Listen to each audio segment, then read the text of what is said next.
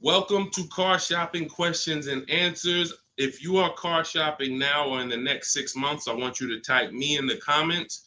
My name is Deshone the Auto Advisor. That's what I'm publicly known as. And all we do here is make sure that you know how to pay less than everyone else for cars. I'm very big on that. We spent the last 3 years helping people do this. And I spent 14 years in the car business before I started this. So I want you to start typing your questions. It's very important that when you're on this broadcast, you are locked in. Block out everything else. There's a lot of stuff in this world that wants to distract you. When you are distracted, you pay more money. That is what happens. When you are distracted, you pay more money. The people who get the savings, the people who know how to pay hundreds, thousands less than everyone else are locked in. So if you're locked in, I want you to type the lock emoji, or I want you to just type locked in, and we're going to get this show on the road. This entire broadcast is brought to you and sponsored by my new digital book. It's called Cars from Home, 7 Steps to Saving Time, Money, and Avoiding Dealerships. You can get a copy in your inbox immediately for 75% off for the next 30 minutes. When you visit the site, in my TikTok bio or in my Instagram bio, you'll see a button to activate the 75% off. You won't pay the $97. In YouTube, you guys will see a comment posted for you guys. I have a link pinned for you. And if you're on Facebook, if you're watching, I have a link for you floating. You can click that and that'll activate your 75%. But it's only for 30 minutes and you'll have the entire blueprint of everything we're going to discuss today. So while you guys are typing your questions, start typing your questions. Start typing your questions. I want to talk to you about the process. Thank you, Kelly. Good to see you. The process that we use to get below market leases, new cars, and used cars. Now, I know that might sound foreign to you. The idea of having a car shopping process may sound foreign because you may be used to winging it. Oh, I just feel my way around it. I hope I do okay. That is not a recipe for success, and you're not going to accidentally get a below market price. It's just not going to happen. You don't accidentally pay less than everyone else. You don't do that by winging it. And what I want to show you is how you can do this without being a good negotiator. So we use a 7-step process. That's why my book is called Cars from Home. You can already hear our process is at home. Who likes being at home? Hit the like button if you would rather spend time shopping at home than in a dealership. Hit the like button. Our process is called Cars from Home for a reason. All of your leverage, all of your control is from home. There is no power in the dealership. That's why the only time we're in the dealership is to look at cars, to test drive, and to go home. That is what we are there for. To look at cars, test drive, go home. We are never there to buy or negotiate because you have no leverage in the car dealership. So all of you, if you're like Deshone, I'm glad. Like, I hate being in car dealerships. You're going to love what we talk about over the next hour if you lock in. If you lock in. Again, if you're locked in, I want you to type the lock emoji, or I want you to type locked in, because I only want to talk to the people. I'm only talking to you. There's tons of people that's going to come through this broadcast. They know they're buying cars this week, this month, next month. They just going to wing their way through it, and they can't lock in. And I pray that we can get them to lock in so that they can see. Because listen, watch this. What y'all going to see me sharing throughout this whole show is really the people who've been locked in before you guys. Look, people like Adina. She just graduated, got her 2024 Hyundai Elantra. She decided the lease was the best way to go for her. She's paying $365 a month, no money out of pocket. $365 a month. I know people right now. In fact, this reminds me when I was young, when I had my first, I got a Pontiac G6 lease. It was $256 a month. A friend of mine bought a car just like this, a Toyota Corolla. They were paying $500 a month. So you talk about 365, 500 and change. These are major. And now to buy a Toyota Corolla will probably be more like close to the $600 a month to buy a new one. So we're going to talk a lot about our structure here. So let's get into it. Dolan, I see we getting questions, but let me, as we get the questions, let me, matter of fact, let's go. We'll start with the questions. No, bring it up. Because as quick as people type questions, I'll get to them. So this one's from TikTok. I practice what you preach. lease and get the lowest payment and under warranty, it's great. I stay there all day at the dealership until I get my price. See, now that's the only part. I love the first part of what you said. The second part, we don't do. And I'm going to tell you why. You don't know what the bottom is. Every dealership's bottom is different. And what they want you to do is they want you to think, again, if this is your first time on a live with me, I want you to type the number 1. Type the number 1 if this is your first time ever on a live stream with me, with us, first time. You may not be familiar with what we teach here. So let's get this out of the way. I don't spend time in car dealerships, and I teach people not to. I'm going to tell you why. Welcome, Kellyanne. Okay, welcome. You came in giving gifts, and I appreciate you. So check this out. Here's why you never want to be in a car dealership negotiating. You don't know what the bottom is. Every dealership's bottom is different. I know they may have told you every Nissan dealer is the same.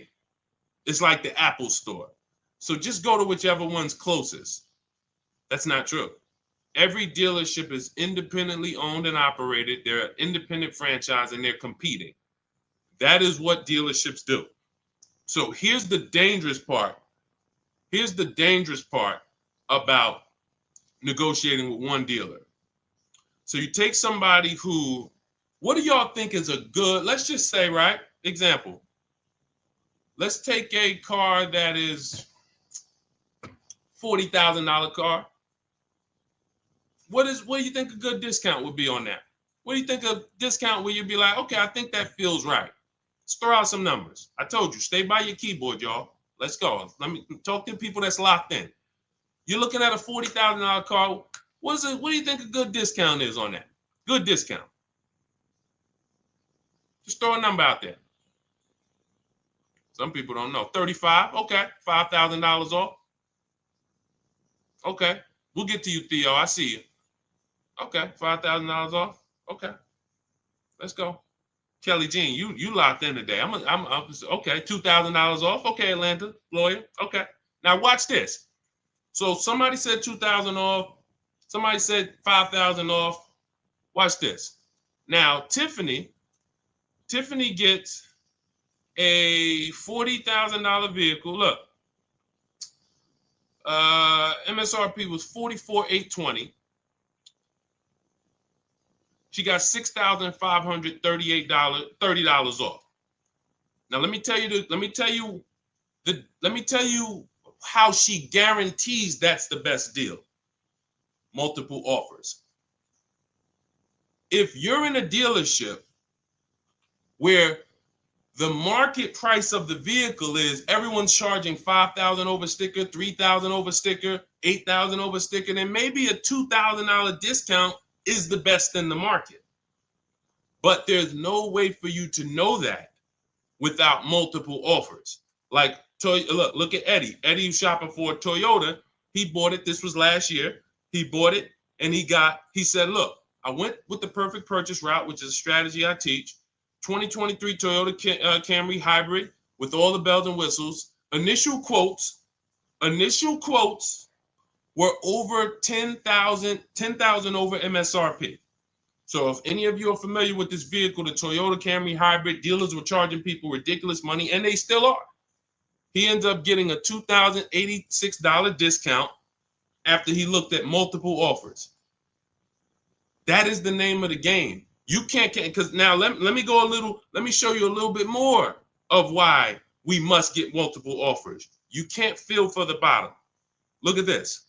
When you look at somebody like Kimberly shop, she gets a matter of fact, oh no, we just had somebody I want to share with y'all because she saved more money than anyone else I've ever seen. Did I bring her deal in here?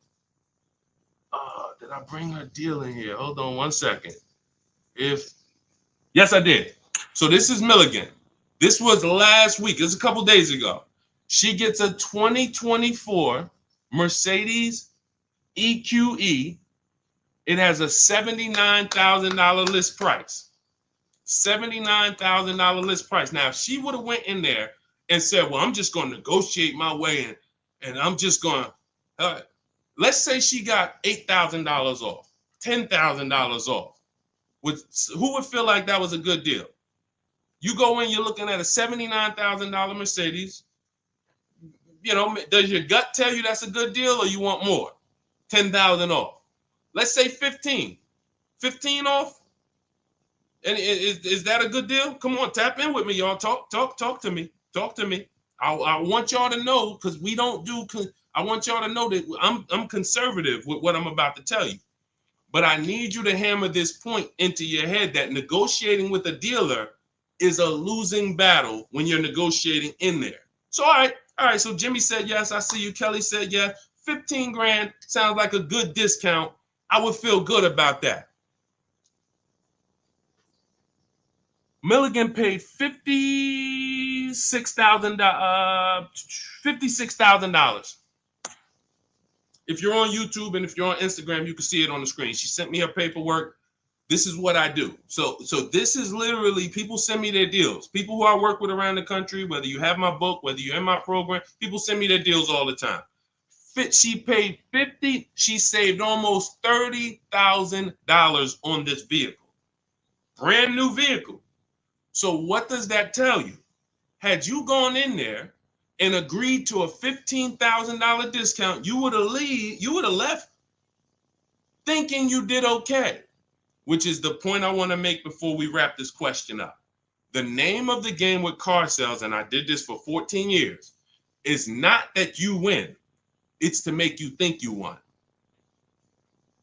The name of the game with car sales is to make you think you won. It is a psychological game that when you're negotiating one-on-one with dealers, it's impossible for you to you can't win. So when you step outside and you start to sit back like we do and shop from home, and you learn how to look at the market the way I teach, the way you're going to learn, the more you tap in here, you will understand that your money and your leverage is at home, putting dealers against each other. Not going into one dealer and saying, okay, how much can you take off? Okay, who got that? Type $ if that point makes sense. You cannot feel for the bottom. You cannot say, oh, okay, that sounds good. 3,000 off. That sounds good. 10,000 off. That sounds good. 20,000 off. You can't say that on any vehicle. Now, sometimes your best discount in the market is 8,000. Sometimes your best discount is, like you saw Tiffany a little while ago, 6,000, 6,500. But the only way you can guarantee that that's the best offer in the market is to be at home looking at 5 to 7 offers.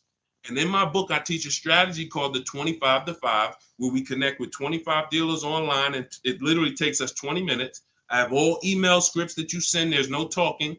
We use this for new cars and leases. And literally, you will get 5 quotes. That 25 to 5 get you 5 to 7 written offers so that you can see what the market is. And you're going to be amazed to see that the best offer to the worst offer is so far apart. When you're looking at these 5 to 7 offers, you're going to be like, wow, how could these dealers be so different? Because 80% of them are overpriced. So when someone tells you, hey, Tiffany, that's my best offer. Hey, Taryn, that's my best offer. Barbara, Ken, my best offer. They may not be lying to you. That's their best offer. We need their competition's best offer. And that's how we make sure we guarantee the bottom price. If Milligan would have settled for $15,000 off, she would have left another $13,000 on the table. We can't leave that kind of money on the table. Okay? So yes, I love that you seem to understand about leasing, the person who shared this question, but what I don't love is being in dealerships negotiating. I do not do it. I don't teach to do it. We stay at home and we make people bid for our business. That is the game. Okay, all of this is inside my new digital book, guys. You can see it. It's called Cars from Home: 7 Steps to Saving Time, Money, and Avoiding Dealerships. And you can see, Josh, I have a support email everywhere. You can see it on my screen. Every time I do a live, I have a support email. When you purchase the book, literally on the thank you page, as soon as you pay, as soon as you get your 75% off, it literally says, screenshot this page. And it says, here's my support team's email, just in case you may have typed the email in wrong. And it says, click the link below to open up your book. So you can open it right there on the thank you page, save it to your phone or your computer, and I email you a copy. So DM me. If you don't see the support team email, we share it everywhere. We share it everywhere. I don't want to share it here live publicly, but DM me and we'll share it. We'll share it so you can have it. All right. Hey, Deshone, I drive 31,000 miles a year. Can I still get a lease driving that much? Theo, great question. So let's talk to high mileage drivers. If you drive more than 18,000 miles a year, I want you to type HM for high mileage. Now, here's what's important for you to understand. And what I love about the way you ask this question, Theo, is you're asking to understand. You're not asking with assuming an answer. So check this out. If you drive 18,000, all right, I see you high mileage drivers. If you drive 18, I see you Toussaint. You have to think about something other people don't. This is how vehicles normally lose value. This is what I call the unseen expense. You must understand this. This is what I call car buying 101, depreciation. So the people who don't understand leasing or who tell you not to lease, they don't understand depreciation. They say things like, well, I don't like to lease because I want to drive as much as I want to drive. Here's the thing. You pay for your usage whether you buy or lease. Give you an example. Let's say you buy a vehicle today for $40,000. What's that vehicle worth in 1 year, everybody? Let me ask you. Throw a number out. You buy a vehicle today for $40,000. What is it worth in 1 year? Average miles driven, 12,000 miles per year. What is that vehicle worth? Is it still worth 40? Is it still worth 40? No. Right, exactly. 33. Let's go. Let's go. Shout out to the people that's not distracted. 33. Look. So now that's a good estimate. You look and you say, all right, that's 40. This is 33. That's 1 year of time I lost $7,000. Had nothing to do with the fact you bought the car. I thought you didn't pay for stuff if you bought it. I thought you could drive as much as you want when you bought it. So let's throw a curveball in for the high mileage driver, because this is the point we're making. What happens if you drive 20,000 miles? What's the car worth? What's the car worth? Instead of average miles, where like, okay, it'd be worth 30. You drive 20,000 miles, it's probably worth 30. Instead of 33, it's probably worth 30. You lost 10 grand of value. So the more you drive, the more you depreciate your vehicle. Does that make sense? It doesn't matter if you leased or bought. If you buy a vehicle for 40 and you put 100,000 miles on it in a year, that vehicle's worthless.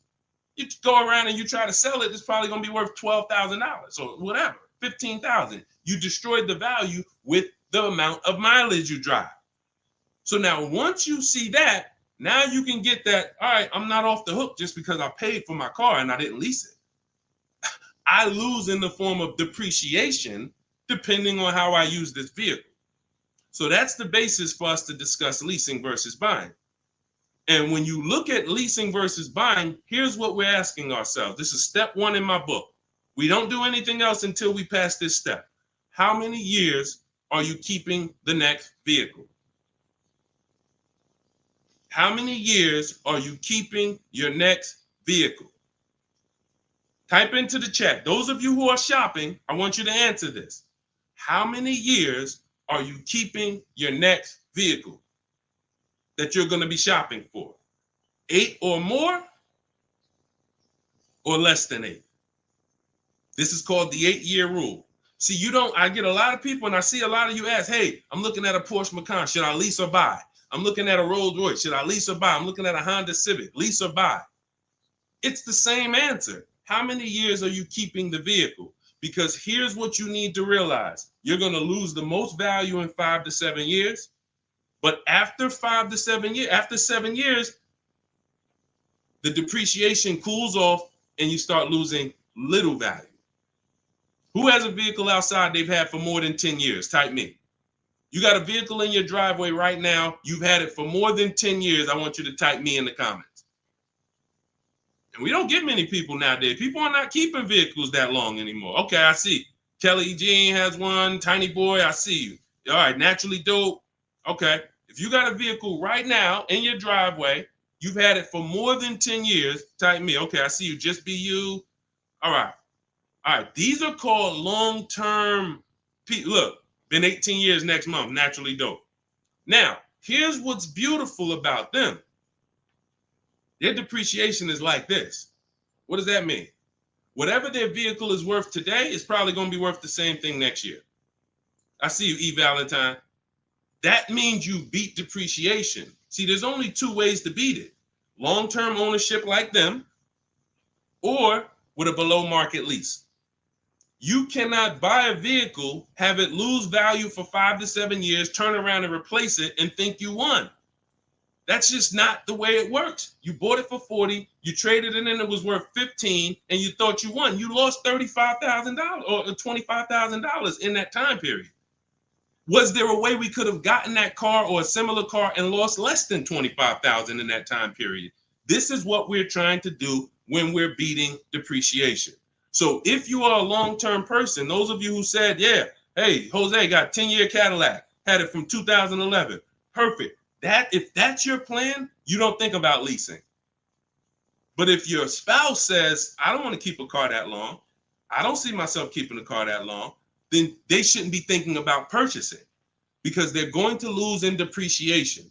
So now when you look at what a lease is you have an opportunity to overpay. There's 3 types of leases: market value, above market value, below market value. If you pay market value or above market value, you lost. You lost. Market value or below market value, you lost. If you're enjoying this on TikTok, can y'all just double tap the screen? Just start tapping the screen. You're going to see the likes run up, and y'all just keep running them up. And what that does is it lets TikTok know we talking business over here, bring more people. If you're enjoying it on Facebook and YouTube, can you hit the share button, tag a friend in here so we can help them protect their money?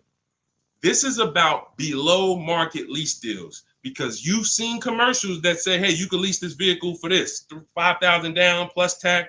Those are above market lease values or market value. When you see lease deals that look like this, and this is why I show you people who came before you. Danielle, $44,000 Audi, 2024, no money down, $550 a month. No money down, $44,000 Audi. You guys know, some of you know, every $5,000 on a loan is about $100 per month. So to buy that $44,000 Audi with no money down, we always shop our deals with no money down. And once you embrace what I'm telling you, you'll be shopping with no money down only. That doesn't mean we don't put money down, but we always shop all our deals, purchases, leases, used cars with no money down. Because when you start putting money down, it confuses you. Unless you're really, really good at math. If you're really great at math, then it won't. But if you're not great at math and you start putting money down, it's going to confuse you because you really don't know the deal you're getting. You only are focused on what is that monthly payment. So that's why we shop with no money down. But to buy this same vehicle with no money down for a $44,000 vehicle, that's a $900 payment on a 5-year loan. That's a $900 payment, $800 payment on a 6-year loan. She's paying $550 below market lease. Look at Kimberly. She saved 20 grand on her Maserati, below market lease, an $86,000 vehicle, $950 a month. $86,000 vehicle, $950 a month. Charles on his Palisade. Some of you have a Palisade. It's $48,000 vehicle. 48, almost $50,000 vehicle. That's $1,000 a month to buy. All day long, 5-year loan. And some of you, if you're like Deshone, well, I got a $50,000 vehicle and it wasn't $1,000. That means you took a long loan. So we don't do that here. We don't take 8-year loans. We just don't do it. It's the same reason we don't take 40-year mortgages. We have boundaries here that tell us this is too expensive for us. So anyone can get you in a car. You could go buy a Bentley. They give you a 190-month loan. You'll be able to afford it. That don't mean it was a good deal. So we cap our loans at 672 months. We will not go longer than that. That is the longest loan we take. So you look at what this would have cost Charles. Hyundai Palisade, $48,000. That's $1,000 a month payment. What is he paying? $597. And you got people like Zafrina who just killed it. Look, $65,000 Jeep Grand Cherokee, $579 a month. That's a 0.88% lease. These are below market leases. So when you're shopping for a below market lease, you are beating depreciation. Had they bought any of these vehicles, the vehicles would have depreciated way more than the small monthly payments they're paying to drive these vehicles. And then we look at Jen. Jen got an 18,000 mile a year lease. She bumped hers up to 18,000. Started out at 512 on her Honda CRV. Bumped it up to 18,000. Look, she went from 12,000 miles per year to 18,000 miles per year. It was literally 40 something dollars more per month, $50 more per month. So some of you see people and you're like, oh, they blame the lease for their mistakes. Oh, I didn't get enough mileage, so I ain't leasing again. The problem was you didn't get the mileage you needed because you let pennies stop you from actually having a good lease experience. Instead, you saw the payment for 12 and they said, well, if you want 15, it's $25 more per month. And you said, all right, well, give me the 12. Now you have a bad lease experience. You have a penalty because you didn't get the mileage you needed. That wasn't a smart thing to do. But blaming the lease is an even worse thing to do. So we always get the mileage we need. So Theo, when we look at now that you understand depreciation, you understand you buy a vehicle, you're killing the value. You're driving 31,000 miles per year. But if you bump your lease up, and I want you to shop for your leases with 12,000 miles, no money down, only first month's payment, taxes and fees in the payment. You get multiple offers. You need to get at least 5 to 7 offers. You could do it manually. You want to call around? You could do that. I do it, and I teach in my book. We do it without talking. Literally everything we do is email. We don't talk to car salesmen. And I'm a former car salesman. So trust me, when I tell you my system is you don't talk to car salesmen, it's better for them and you. When you go pick up your cars from the way we teach, the car sales people are thanking you. They're like, man, this was one of the quickest, easiest deals I ever made. You knew what you wanted. You sent me an inquiry. You gave me enough information to make the deal. We did it in 20, 30 minutes. This was great. I would never develop a system that would make car sales people work hard. It's easy. They love what we do. But at the same time, you got to find the right dealers. And you got to understand, all right, I have to shop with 12,000 miles per year first, and then let me get my best offers. You know, we teach something called the 1.5% rule. We divide the monthly payment into the MSRP. In my book, I have a calculator that does this for you. So literally, when you get my book, 75% off in my TikTok bio, 30 minutes, Instagram bio, 30 minutes, YouTube comments, Facebook comments, you see the link floating. You got 30 minutes to get the book for 75% off, so you won't pay $97. In there, I have calculated, you put your lease quotes into, and it literally spits out which one is the best, and it spits out counter offers that we email back to them. So once you do that, you find your best deal. Is it 1%? Is it less than 1% like Zafrina's? Is it 1.2, 1. As long as it's under 1.5, out of all your offers, you need to have 5 to 7 offers. If it's under 1.5, now you got good value. And now you ask them to adjust it up to 31,000 miles per year. You can absolutely do a high mileage lease. And you are going to spend less if you're a short-term driver. So I told you guys, if you were on the stream the other day, I talked about the guy that came in. He's the one taught me this, a customer. When I worked at Hyundai, I was a manager for a little bit. He came in, he had a high mileage lease on a Hyundai Sonata. I had never seen it. He had 72,000 miles on the car. And I was like, hey, you leased this? He said, yeah, I always lease. I'm in sales. He said, I used to buy my cars. I would always have negative equity. I had to do big down payments. I hated it. I started doing just a high mileage lease. He was only paying like $150 a month more than the normal lease for 25,000 miles a year. So instead of coming in with $10,000 or $12,000 of negative equity because he put so many miles on the car, he pays $150 more, drives as much as he wants to drive, comes back every 3 years, gets a new vehicle. He's not tying up money in these vehicles. Now, for those of you who are going to be long-term, like the people who we just shouted out about 8, 9, 10 minutes ago, that is the deal. You do not lease. You're going to buy, keep that vehicle until the wheels fall off. That's the win. But if you're not keeping your vehicles 8 years, you're overspending by thousands of dollars not leasing. And we prove that over and over and over and over here. I want you to get from being stuck in the middle. Either get to the lease side or get to the long-term owner side. Get out of the middle. That's where the depreciation hits are. That's where you lose in resale. That's where you overspend by thousands, and I need you out of there. Okay, that's a great question, Theo. Great question. Go ahead, Dolan. Let's shoot the next one in. Keep typing your questions, y'all. Could y'all keep tapping the screen on TikTok and keep running the likes up? Every time you hear something you like, either hit the like button or the share button. If you're like, man, you know what? Because at the end of the day, look, it's only a couple people that help us move this mission forward.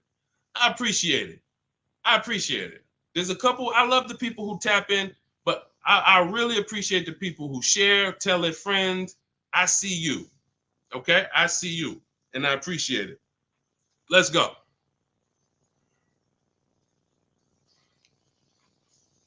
Okay, this one's from Instagram. If you negotiate with the manager, can you save because you're cutting out the sales guy? No.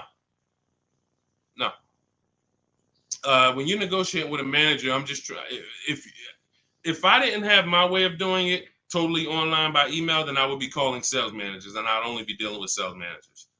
I'd be talking to at least 5. I'd be talking to as many sales managers as necessary to get 5 offers.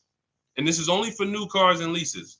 The process for used cars is entirely different. We haven't had a question about that yet, so I'm not going to go into detail with it. But the process for shopping for used cars is totally different because that's based on marketplaces. But when we are talking and we're shopping for new cars and leases, we're only dealing with, I would only deal with managers if I wasn't doing it by email. But yeah, that's not going to help you save. What's going to help you save is getting multiple offers and seeing who's the best offer. Seeing which the first thing we want to decide when we look at a car.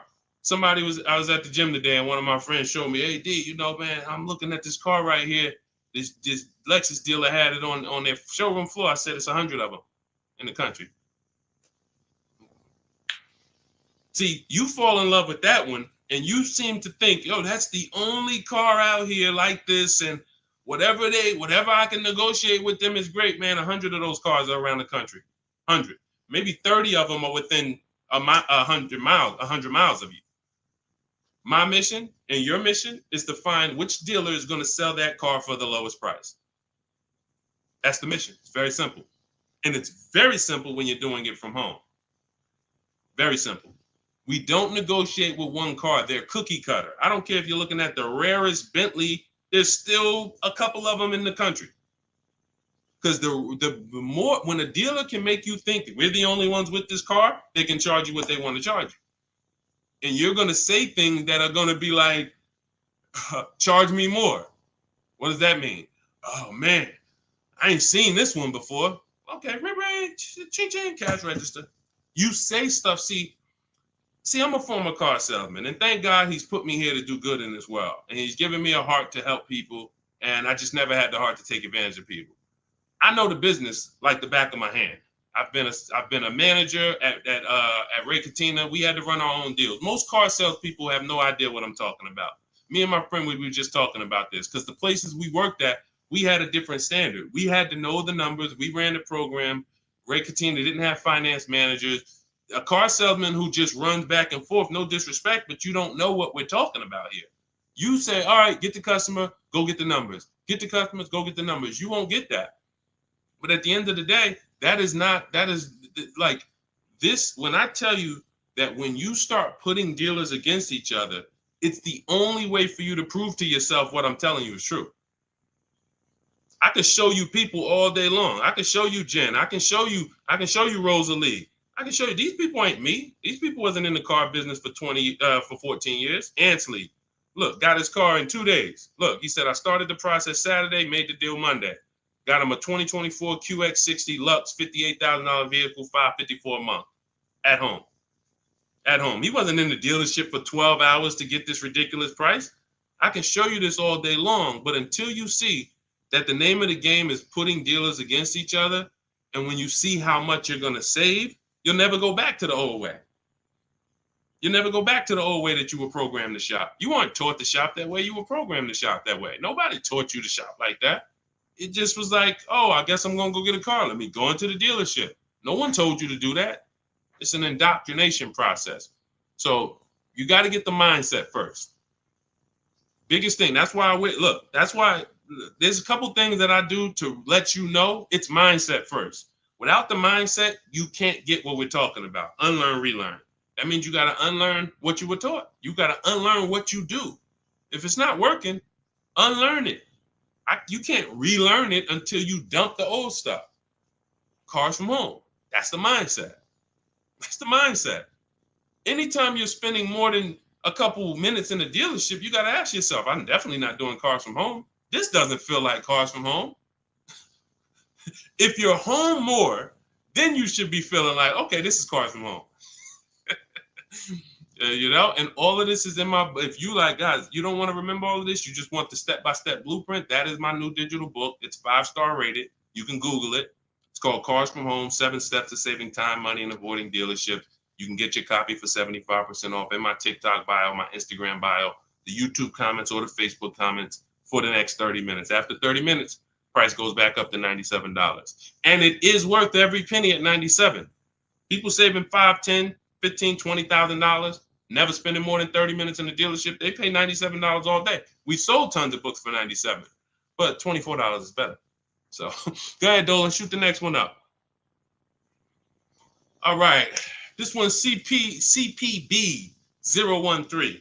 Is the online price the lowest they will go on a used car? All right, so this is a good question. Is the online price the lowest they will go on a used car?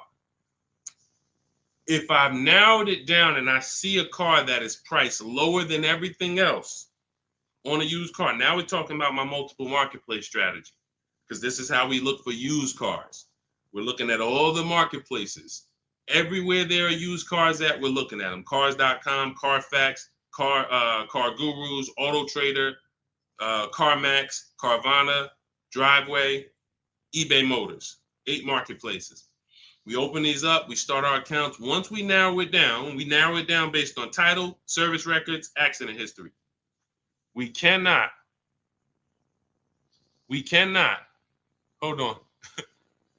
I got a feel TikTok is telling me, let me just, hold on. Can y'all still see me on TikTok?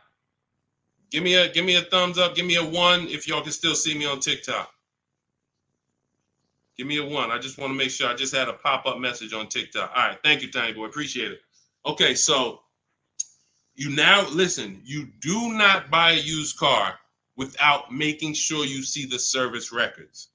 There are a couple big things, couple major things when you're buying a used car you need to do besides price. I'm telling you this. We tend to focus on price. We must get a quality car and a below market price. One without the other is a loss. If you tell me, Deshone, man, I used your strategies, I shop, I paid below market value, I know it, I saw this was the lowest car within 100 miles, but the car is in the shop every 3 to 6 months, that's a problem. We lost. So we must get both. So we narrow this down based on service records. As of right now, Carfax is the only one I know that shows service records. So now you can pull this and you can use this on your actual, you can use this as a last case when you narrow it down. Now in my book, it's only one strategy I don't share publicly. It's my secret strategy to get free Carfaxes. I share everything else, but that's my secret sauce. So that's in my book. I'm not going to do that here. And I'm going to tell you why. One Carfax covers the price of the book. So, those of you who want my secret strategy on getting free Carfaxes, that's in my book. But once we get the Carfax, we can see the service records. If the service records aren't consistent, do not buy the car. That's my recommendation. I don't care how good it looks. I don't care if he tells you, hey, I used to change the oil. I changed it myself. Without proper service records, the engine could go before it was supposed to go. The transmission could go before it was supposed to go. Like, this is literally the worst thing you can do. And you don't want that. Okay, let that be a deal breaker. No service records, deal breaker. So another thing you do is you type the vehicle into Google. If you're looking at a 2017 Kia Optima, what you do is you type in 2017 Kia Optima reliability. Skim the articles. Just skim the first page. It don't take you 5 minutes. Look for any red flags. Owners report electric issues. This vehicle has less than average reliability. Once you skim that and you see you're either going to eliminate that vehicle or it's going to pass, after you do that, I want you to type in 2017 Kia Optima longevity.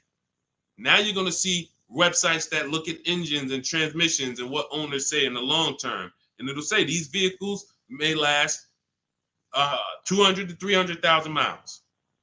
This is how you get quality. Again, you cannot get a great price and then not a quality vehicle. It's a loss. We got tons of people, you may have had that issue.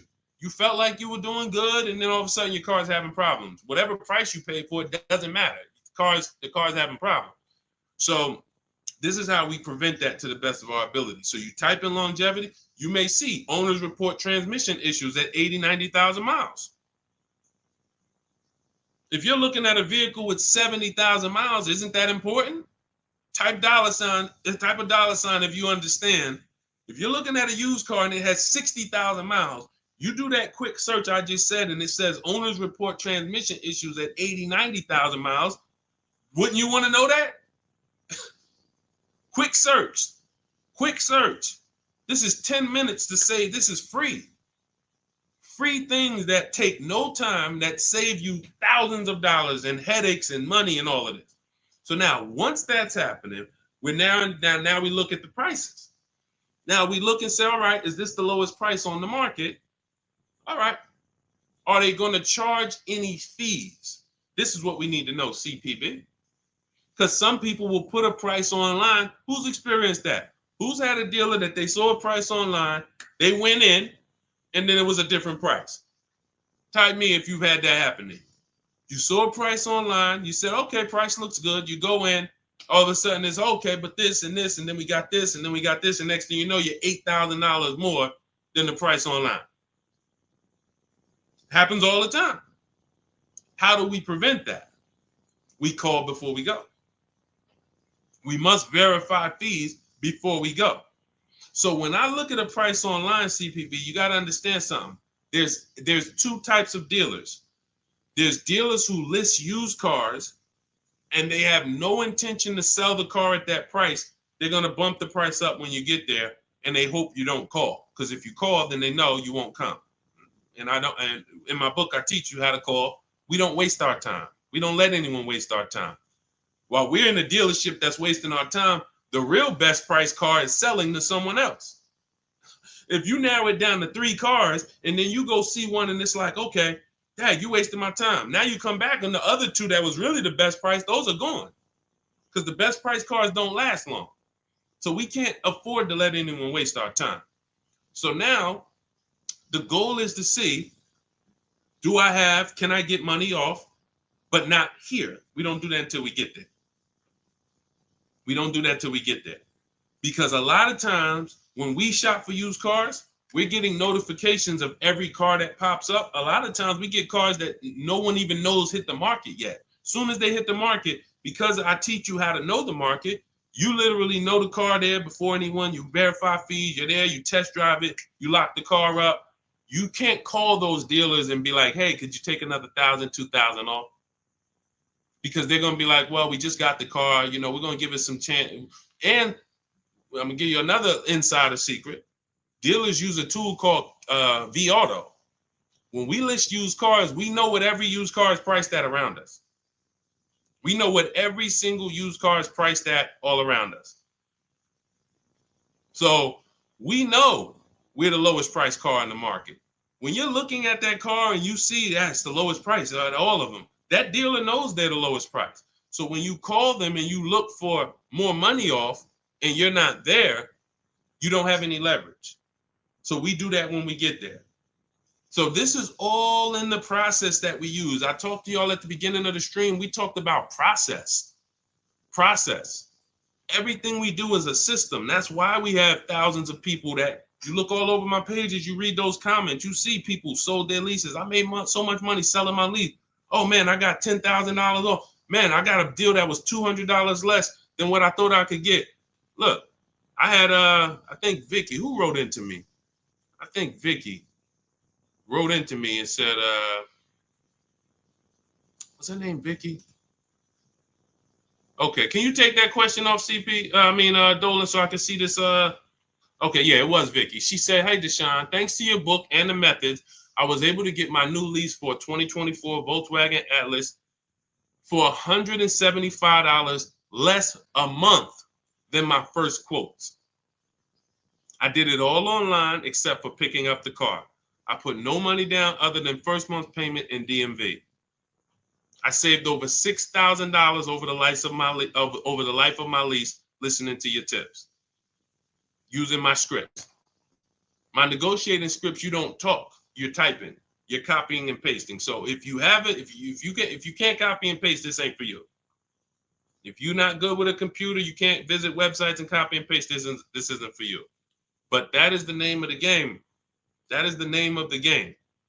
Like, it is all about having a process, not winging it.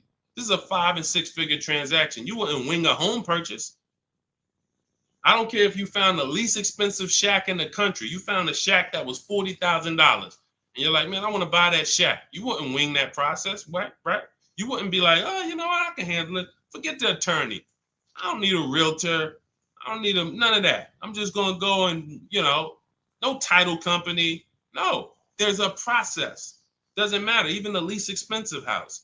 So if you treat car buying here like you treat home buying, if you treat car buying like you're buying a small house instead of a big TV, that's how people treat buying cars.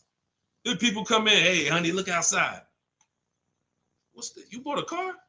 Hey, I went down. I told you, I told you I was just going to get milk, but I stopped by the dealership. I knew you was out for a couple hours. What happened? Like, how'd you buy a car? Well, I stopped by the dealership. I saw this thing and I just had to make it. You made a $30,000 transaction in minutes.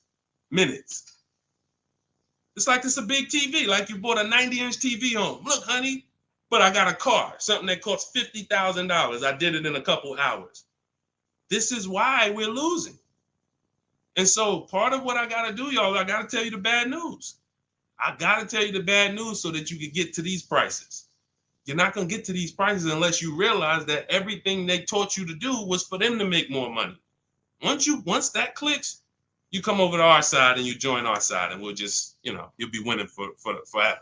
New cars, used cars, leases, high mileage drivers, don't matter. We do it all. All right, go ahead, Dolan. All right. I'm in 3/6 years in my finance car. Okay, it looks like you're about halfway in, and would do anything to pay less than $660 a month. How do you feel about refinancing? Okay, so there's a right way to refinance and there's a wrong way. Refinancing should be you qualify for a better rate now, but you don't want to stretch the loan out. And I'm going to tell you why. Most of the people who want to loan you money, they want you to take it longer. I make more money lending you $40,000 for 8 years than I do for 3 years. So the longer you take the loan, the more I'm pretty much guaranteed to be all right. If you pay for 2-3 years, a lot of that is going to interest.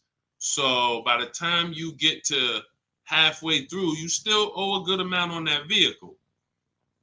So most people, when they refinance, they call and they're like, okay, well, what's the lowest payment I could refinance into? And then they'll stretch the loan out. And that ends up,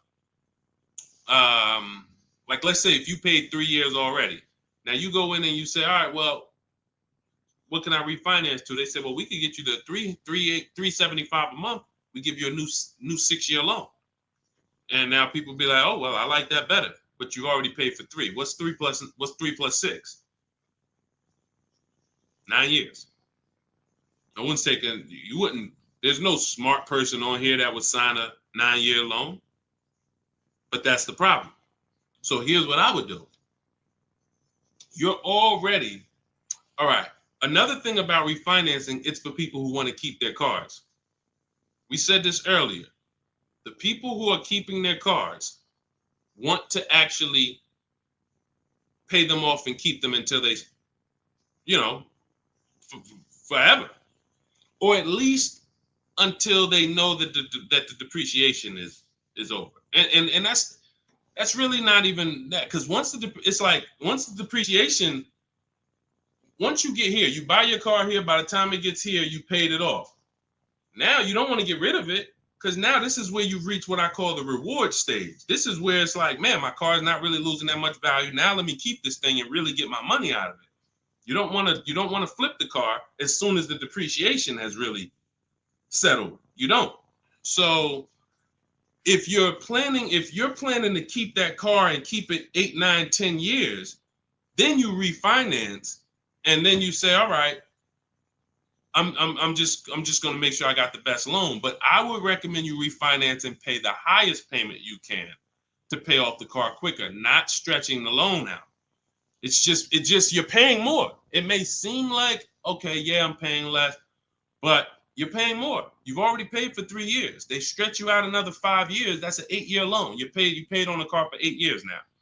So what I would look at is, if you're not a long-term person, if you're not keeping your cars 8 years, you should be flipping out of that car into a lease. You should literally we have a process we call the equity assessment. Some of you know there's a word we don't use here. It starts with a T. Who knows? Because I know we got some new people on here. If this is your first time, you wouldn't know this. But there's a couple people that tap in with us regularly. They locked in. They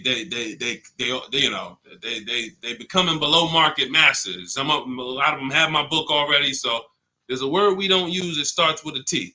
See if we got anybody on here that know. Thank you, Terry. Trade. Yes. Thank you. Way to go. I love the people who are locked in. I'm always going to listen. I'm always going to give y'all extra attention, because y'all are the ones. It's a lot of distractions out here in this world. A lot of people want you reading news articles and all of that. While you doing all of that, people charging you more money for everything. Stuff you didn't have to pay overpriced for this car. But because you didn't tap in and lock in, now you just went and did it over. So yes, we don't trade. So what you would do is you would do an equity assessment. We go to cash buyers. We use 6 buyers right now online. CarMax, Carvana, Driveway, KBB Instant Cash Offer, and AutoNation and Car Gurus. That's 6 cash buyers.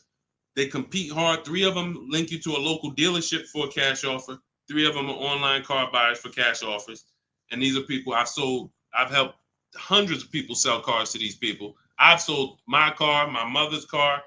We both sold our leases, and I ain't gonna tell you what I made when I sold my leases, because that's when the market was high and every car was worth $7,000 to $12,000 more than it's worth today. You know, I'm so glad we look back and we helped a lot of people cash out and benefit from that market. That's no longer here. That's over. But there was a 3-year run where we were selling leases and making literally 5 figures. It's amazing. But anyway, the point is, you want to do an equity assessment. You want to let these cash buyers bid for your asset and see what's the most you could pay. You're not going to get money. You're not going to get these numbers on trade. So once you do that, you see how much you can pay. Now, we were switching to a lease. You get a below market lease on something, you drop your payment very simply. Very simply. You going into another finance though, it's going to be difficult for you to do that. It's going to be difficult for you to do that. Let me see the woman I had who went. She just did this. She literally just did what I just laid out for you. And let's see, what was her name? Melissa. Was it Melissa? Yep. So Melissa said, you see this a couple days ago, she said, I took possession of a 2025 Honda Pilot EXL. She realized, you know, she wasn't a long-term person. She's not keeping her cars 8 years. She's losing on depreciation. Once she learned that, she said, Deshone, I'm following the strategies. I'm flipping into a lease and I'm going into, leasing like a boss. She ends up leasing. She now gets her equity assessment done. She finds out she has $12,000 of equity in her old car. $12,000 of equity in her old car. Now, after she does her equity assessment, she says, all right, let me get my offers for my Honda. Let me see the dealer that's going to sell it to me for the lowest price. If you're on YouTube, if you're on Instagram, you can see this. And I can't share this on the other platforms because it doesn't let me. But if you're on YouTube, you can see Melissa's whole deal that she sent. So she ends up She ends up leasing $597 a month. She got a 15,000 mile a year lease. The Honda was, I believe, close to $50,000. Yep, it was close to $50,000. She has a $12,000 check coming that she's gonna put in her bank account. Now she was used to just flipping that over to the next car. That's how they get you. See, hold on, I got it. That's how they get you. She's used to going into the dealer. What's my old car worth? Who's done this? If you'll be honest and say, ouch, you've done this. If you can't say amen, say ouch. That's what my old pastor used to say. Can't say amen, say ouch. When you look and you go, what's my old car worth? I want to use that for a trade. I don't want to put no money down. That's why I got my old car. Now what'll happen is that old car, you just flip the finance, and now when you hear the payment, it's like, okay, I guess the payment's not that bad, but you don't realize your old car was a $10,000 to $12,000 to $15,000 down payment that just stacked their profit, and now it's all types of bad. It's because it's too much money for a person to control. It's too much money. When you go into a dealership to trade and you need a loan, that's 3 transactions you're giving to the dealership. 3. That means I want to sell you my old car. That's 1 transaction. And instead of me making people bid for my old car, I'm just going to give it to you. I'm going to just have you be my only offer. Even though I know, well, you don't know, that's why you're not doing it. Even though there's tons of other companies who want to compete to say, hey, wait, we'll pay more than that. We'll pay more. They're giving you 10 for the trade. We'll give you 13. We'll give you 12. Like, you don't know these people exist. So you're now giving that to the dealer. Now you say, and I need a loan. You don't realize there's banks and credit unions that want to compete all around you. Hey, we could do a better rate than that. We could do a better rate than that. In my book, I teach something called the bank bidding war, where we have all of these people bid for our loan, and it doesn't affect our credit. There's a particular way we do this. It's a bank bidding war. They give you a window to shop. Now, you can't let dealers run your credit and just run you, that's different. I'm talking you rate shopping. But you're giving that transaction to the dealer without shopping it. And then you're buying a car from them, even though there's other dealers who have the exact same car that you're not getting prices from. That will sell you the car for $3,000 less, $5,000 less, $8,000 less, $15,000 less. You won't know that because you're just dealing with this one person. So that is what happens most of the time. That's why when you step into our way, you see it's totally different. You can't even mix what we do here with how y'all do it. You can't. It's oil and water. So that's how Melissa did it. The same way I just told you to do it. She said, you know what? I'm not buying these cars anymore. I'm not keeping them 8 years. If I'm keeping a car 8 years, then I'll shop to buy again. Again, for those of you who just came on the stream, if you are keeping your car more than 8 years, your next car, you shop for a purchase. New car, used car, purchase. But if you cannot tell me 100% you are keeping the car 8 years, you should be shopping for a lease. It's not even close. The prices paid, the quality of vehicles driven, as long as you're getting the right mileage you need, it's the best thing ever. New cars, and we're paying cents on the dollar compared to everyone else. But you have to bid these out. Can't walk into a dealer and say, hey, work me a lease out. You're never going to get these prices. Never. Go ahead, Dolan. Next question. All of this, for those of you who like Deshone, listen, I love what I'm hearing, man. It's no way I'm going to remember all of this. You get that's all. This is all in my blueprint. I'm not winging any of this. Everything I'm teaching is out of my step-by-step book. It's a digital book. It's called Cars from Home, 7 Steps to Saving Time, Money, and Avoiding Dealerships. You can get your copy for 75% off for the next 30 minutes. Now, if you visited the website already and the timer started, that means once that timer hits 0, it's not, you don't get 75% off. It goes back up to $97. So you won't get the $24 price. But if you get there before the timer hits 0, in my TikTok bio, in my Instagram bio, you can get your 75% off. It'll be in your inbox before we even end the stream. It'll be in your inbox in 5 minutes. Now, also, we have a link in the YouTube comments pinned for you to activate your 75% off, as well as a link floating on Facebook or in the comments for you to activate your 75% off. But once you get your book, I want you to screenshot the thank you page. One, it says right here, click below to open your book. So you can open the book and save it to your phone or your email right there. But then I also email you a copy. But sometimes you type your email in wrong. We have a great email system. We've delivered over 10,000 books, but we can't send a book to the wrong email. And that's what usually happens. So I want you to screenshot that page so you'll have my support team's email. And depending on where you're watching, you'll see the support email on the screen. But this is only for book delivery. This is not for questions. I don't do questions through email. All right. Jimmy, thanks. Just got the book. Can't wait to read and learn how to get a great deal on my next car. Congratulations. Use it, win. Follow it step by step. Don't change a thing. It's like McDonald's. I promise you. The reason why we have hundreds of people, I've worked with 2,000 people personally, and we probably got thousands of people that I don't even know about. Hundreds that have written me, text, DM me, emailed me. But I know we have thousands of people who've used our strategies to get below market prices and enjoy the car shopping process. Like, enjoy. How about that? How about, yeah, great to pay below market prices, great to save thousands of dollars. How about enjoying something, enjoying a process of something that you're about to spend 5 or 6 figures on? Not like, oh, just get me out of here. I've had people who I've seen them. I see them at the dealership when I was in there. They can't wait to get it over with. Oh, I hate this. It's a shame. It's a shame. We enjoy car shopping. When you're in control, when you're making people bid for your business, when you see companies, banks, dealerships fighting in your inbox, hey, look at my offer. Look, hey, can we anything we can do? When you feel like that, you see you are the prize. You see, you're the prize. Your business is the prize.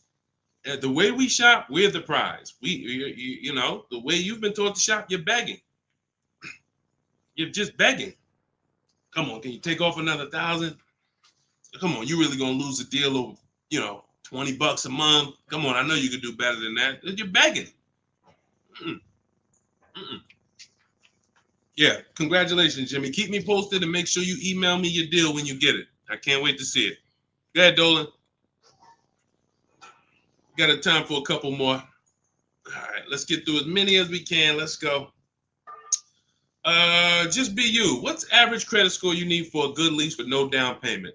I would say I like to see people around 670, 660. Depends on the vehicle you're shopping for. Now, there's some vehicles that won't let you be their first lease. If you've never had a car loan, you need to have a car loan. Mercedes was big on that. They wanted you to have a car loan or lease prior to them. But usually a 680 can get you approved tier 1 for most vehicles that I've seen. Now, it's not all about credit score. It is. I have something in my book I call, it's called, leasing and credit. And what I tell you is it's about profile. It's more about profile than just score. Profile is like nothing gets you approved for a lease like a paid car. If you paid on time for a car you have now, even with a 640 score, if they look at you and see, wait, well, she's never missed a payment on her car in the last 5 years. There's a good chance you're going to get approved because that weighs heavy, But if you don't have a car or a paid off car, then you want to have a higher score, 680, 690, 680 I usually see. And again, it depends on the vehicle, but most vehicles that I've seen with a 680, solid profile, good income, you don't have to make a lot, they need to see that you can afford the vehicle. That's just fine. Yeah, that's just fine. And look, if you're not ready to get a lease yet, then you should be setting yourself up to get a lease. You should be setting yourself up. No, thank you, baby. You should be setting yourself up to get a lease. What does that mean? If you don't have the credit to lease right now, the last thing you want to do is go get let me tell you what people do. Can't sacrifice. Can't sacrifice. You don't have the credit, but you want to drive the nice vehicle. So you're going to go out and you're going to spend 20, 25, 30 and say, hey, what could you get me to on that? Now you go out and you're paying $800 a month. Now, you're already slightly shaky in your payment history. That's a problem because you're biting off a big payment. You're typically going to overpay for that car, and the interest alone is going to be an overpayment. Not to mention the price of the car you pay. So you're getting charged more for interest, which is normal. But without shopping strategies, now you go and you overpay for the car. So you might overpay for the car, and now you got a 25% interest rate. You're burying yourself. So now you look up and you say, okay, next car, am I any closer to leasing? Not if you missed a payment on that. One late payment on that, no, you jacked yourself up.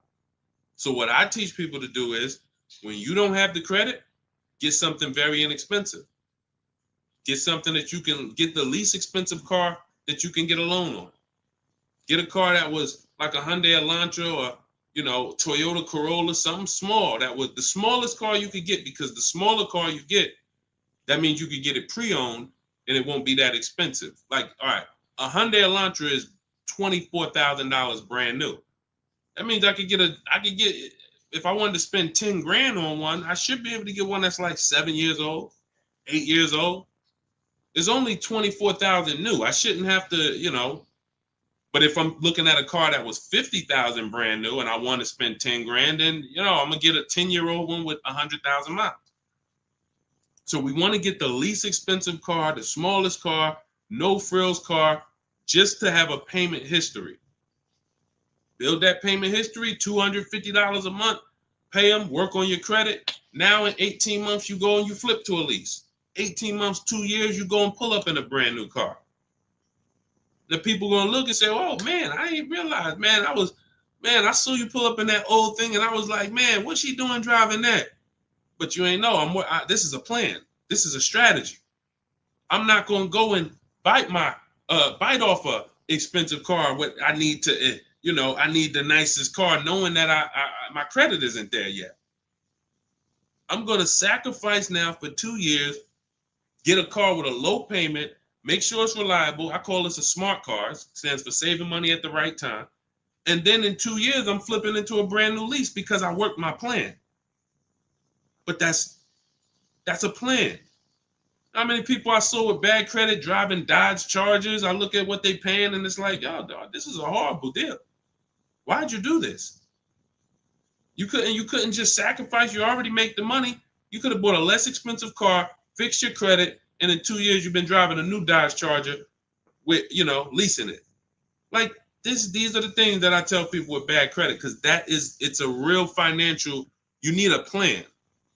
You need a plan. So good question though, just be you. All right, go ahead, Dolan. Send one more in. Let's go. Everybody getting value. If you're getting value out of the stream, type dollar signs. Type dollar signs. This is what we do over here. I see y'all running the likes up on TikTok. Shout out to everybody tapping the screen. Appreciate y'all. Queen Daphne, I was leasing for 20 years and I bought this last car. I have 76,000 miles on it in 4 years. Now I want to get a new one. See, you're a lease person. So you shouldn't, you're a lease person. You should be leasing, getting yourself, if you have in 4 years, 76,000 miles, that's about, it's probably about 18,000 miles a year. Look, here's the thing. Look at Jen. If you didn't see Queen Daphne, I shared Jen's deal earlier. Look at Jen. She got the exact lease you need. Look, finalized my deal this evening. Honda CR-V hybrid, very popular vehicle. 39,155, 512 a month at 12K. We always shop 12K with no money down. It was a 512 a month payment. That's a 1.3% lease. 512 on a $39,000 vehicle. So now once we shop our deals for 12, that's when we adjust with the dealer who wins the bid. Whatever dealer wins the bid, now we adjust the mileage with them. We customize it with them. So she said, okay, she told the dealer she wanted 18,000 miles per year. It went from 512 to 563 a month. That's it. Literally. $50 more a month. And she's driving 18,000 miles per year. $50 more. That's what people don't do. They take the 12, $50 more a month times 36, that's $1,800. $1,800. $1,800 over a 3-year period. $50 more per month. She gets what she needs instead of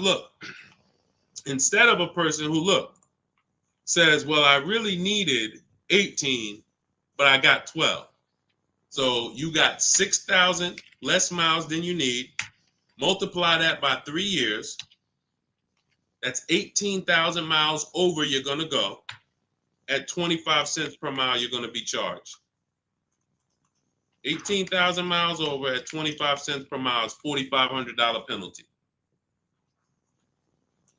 This is what we call penny wise, dollar foolish. Penny wise, dollar foolish. I'm going to pay $4,500 at the end to avoid paying $1,800 over 3 years. Y'all understand? You understand? It's always about getting the mileage you need. It's always less expensive to get the mileage you need because people think they can avoid that. They think, some of it is the dealer's fault and some of it is the person's fault. The dealer may lie to them and say, hey, if you go over mileage, don't care, just come back and we'll get you out of it. They're just rolling that $4,500 penalty over to the next car and burying it and stretching it out. That doesn't go away. You cannot, because you know why the dealer has no control over this? Because the dealer has nothing to do with that. It's the bank's vehicle. The bank is expecting you to bring back the vehicle with the mileage you said. So when you bring it back and it has 18,000 more miles, you owe the bank.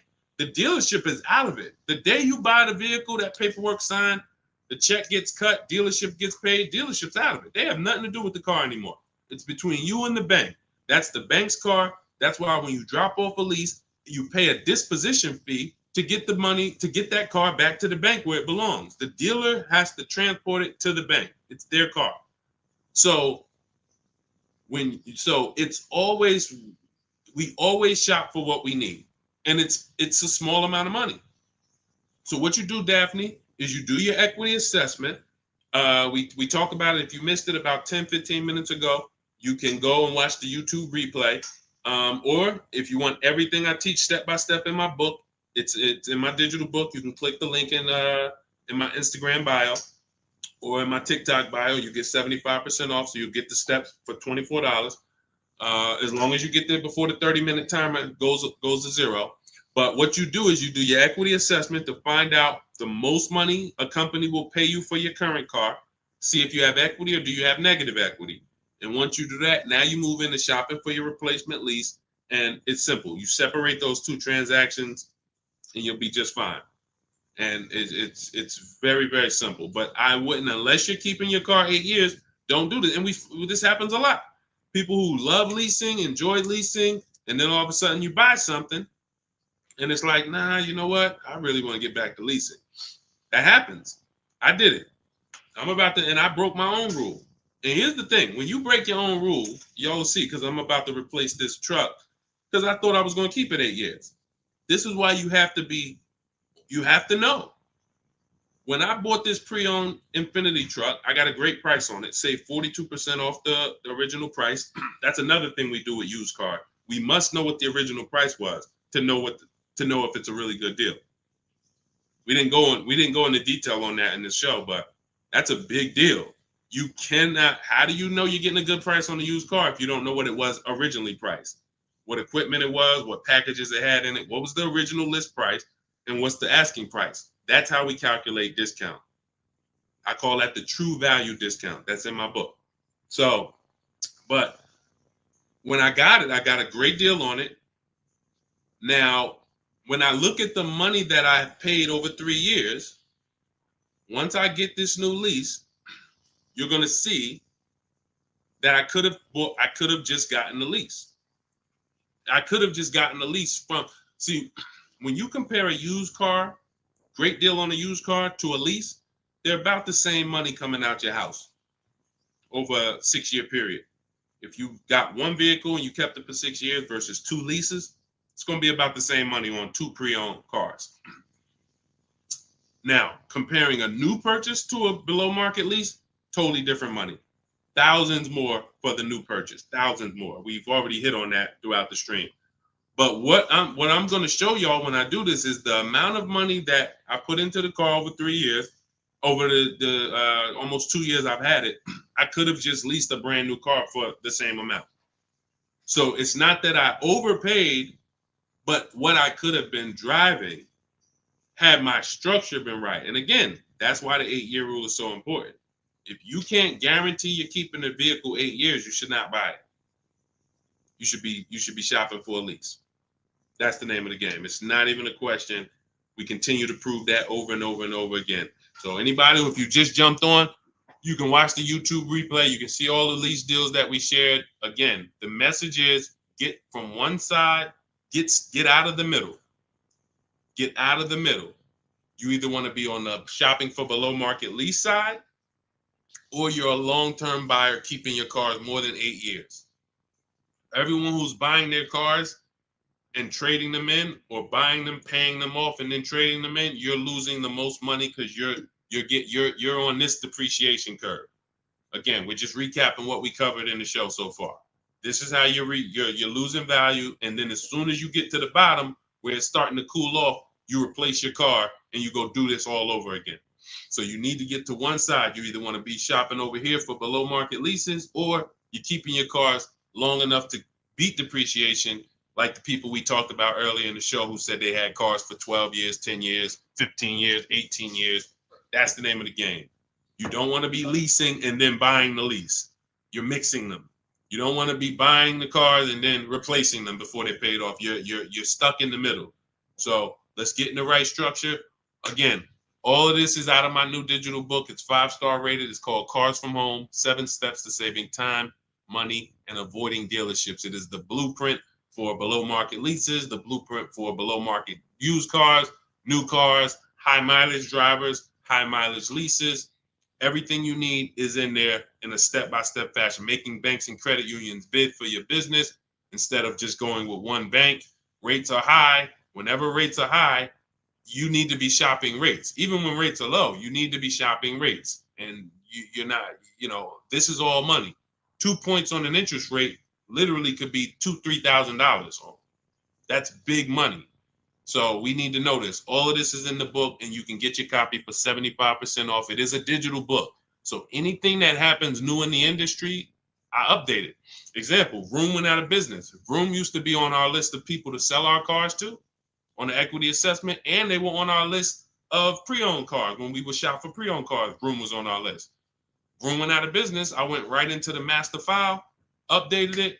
Everyone who opens up the book, you never saw Vroom since then.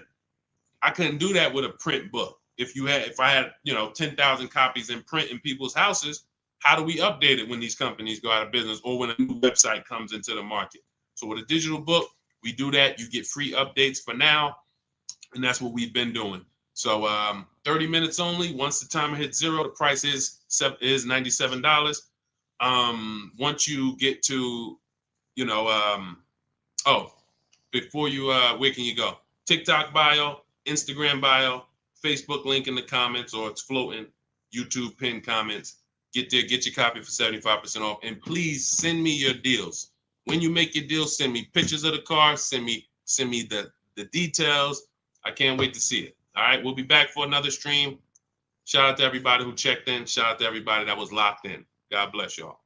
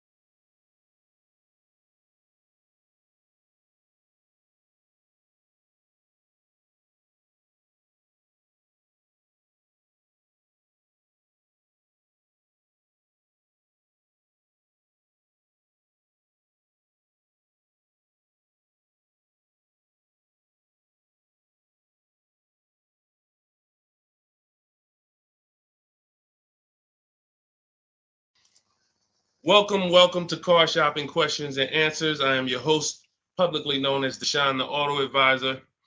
We do these shows throughout the week to make sure that you guys know how to have a process to get below market deals. There's three types of prices you can pay with any car: market value, above market value, below market value. Below market value is reserved for the people who have strategies.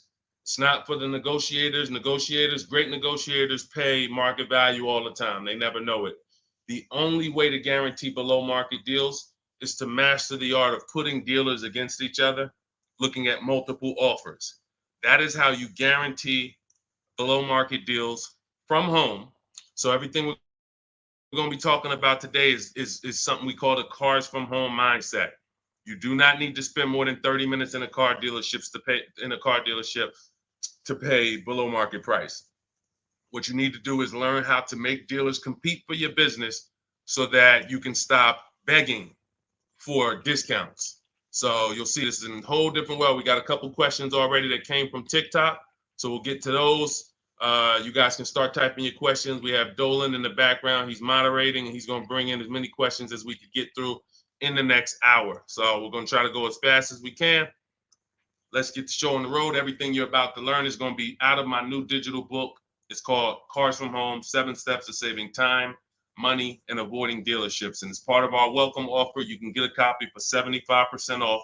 It's normally $97 and it's worth every penny. You can Google it. You can see it's 5-star rated reviews, but I want to make you a special welcome offer to get your copy at 75% off. You can get it in my TikTok bio and my Instagram bio. Just click the link and it'll activate that 75% off. And for those of you watching on Facebook, you'll see a link floating. And for those of you on YouTube, we have a link pinned in the comments for you. So, but that's only for 30 minutes. Once that countdown hits 0, the price does go back up to $97. So even if you miss it, you want to get your copy. It'll be everything we're talking about. Okay, Dolan, let's get going. You can put the first question in. This one's Angie B. How are you? So I just got pre-approved for $30,000 from Nissan. Should I ask about the interest rate and loan? Yes, you should. We don't usually, in fact, we never get pre-approved from a car dealership. Nissan is, I was at the gym earlier and somebody said, hey, I went into my Lexus dealer and, I said, you own a Lexus dealer? He said, well, what do you mean? I said, you said it was your Lexus dealer. You said, I went to my Lexus dealer.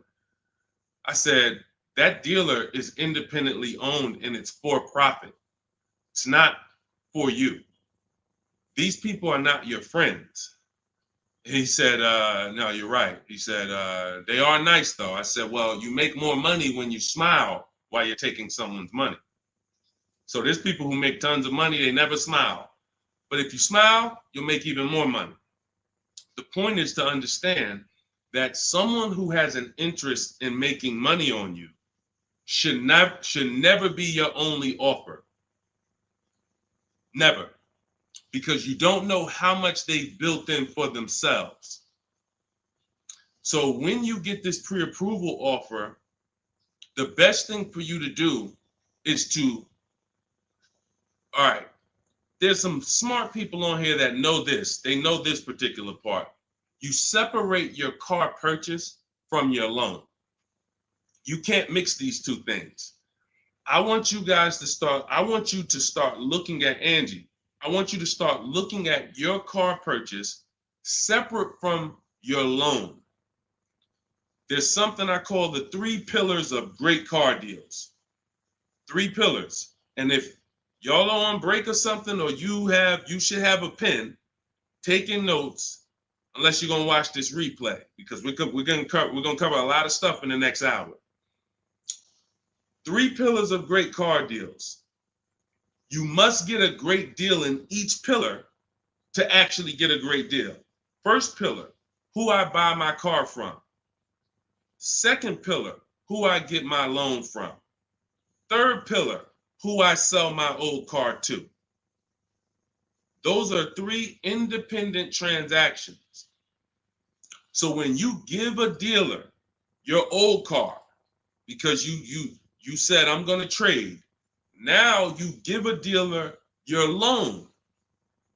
And you also buy a car from that dealer. You've given them 3 transactions. Each of those transactions has big money in it. How do we know each one of those transactions have big money in it? Well, I spent 14 years in the car business, 5 years Mercedes, 5 years General Motors. That's how I know. But how you can know is to look at the fact that there are companies that only want to lend you money to buy cars, and they want to fight for your business. There's banks and credit unions out there. They don't sell cars. They sell money. They sell money.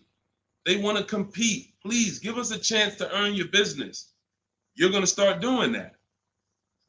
There's companies out there, Driveway, Carvana, Kelly's Blue Book Instant Cash Offer, AutoNation, CarMax, Car Gurus, 6 offers. There's companies that buy cars. They pay cash. This isn't Facebook Marketplace. The only way we used to get more money for our old cars than we could get from a dealer is we had to sell it privately. Y'all remember that? Remember that? If you wanted to make 2,000 or 3,000 extra than the dealer was going to give you, you had to sell your car privately. These 6 companies that I just named are going to pay you more than any dealer is going to pay you to trade. So what you got to understand, academic weapon, and people like you who are asking these questions, you got to understand that there's 3 parts to a car transaction. The ones I just broke down, that's if you have a trade. But now, how do you make sure that you get a great deal in each one of the pillars? It's simple. Bids. It's simple. Bids. All you have to do is embrace that. As long as I get bids, it's impossible for me to overpay. This is great for the people who's not a good negotiator. Let's be honest here. If you're not a good negotiator, type not me. You're just not good at it, or you just don't like it. Just type not me. Or me. It doesn't matter. Just something to tap in. Be honest. I see you, academic. Okay. Anyone who's just not, and here's what I know, because I'm taught this in sales. Only 15% of the population is. Only 15% of the population is comfortable with conflict. Hey, Terry, thanks for being honest. This is how we're going to win, being honest. So when you look and say, well, if I'm not a good negotiator, how do I get below market prices? It comes back to bid. So everything I'm teaching you is based on a bidding system. What you should be doing, Angie, is I'm gonna teach you something I call the bank bidding war. This is in my new book. So when you get your copy of the book, you'll see the entire bank bidding war blueprint. I tell you how to do this step by step. The credit bureaus, dealers don't want you to know this, so pay attention. Everyone hit the share button. Shout out to the sharers. I need everyone who shares to hit the share button. If you're on YouTube, hit the like button. Hit the like button, because we're about to drop something on you that I know you've never heard. Pretty much everything you're going to hear you've never heard. But let's go deep on this bank bidding war. The credit bureaus allow you to have multiple lenders access your credit within a certain period of time. And as long as you let them all access it in that period of time, it's going to have the same effect on your credit score as one hard inquiry. So if one hard inquiry on your credit would have lowered your score 9 points, you can have 20 and it'll lower your score the same 9 points. So obviously, if we could have one and we're going to take a 9-point hit, or we could have 20, what's better? With one person competing for our business or 20?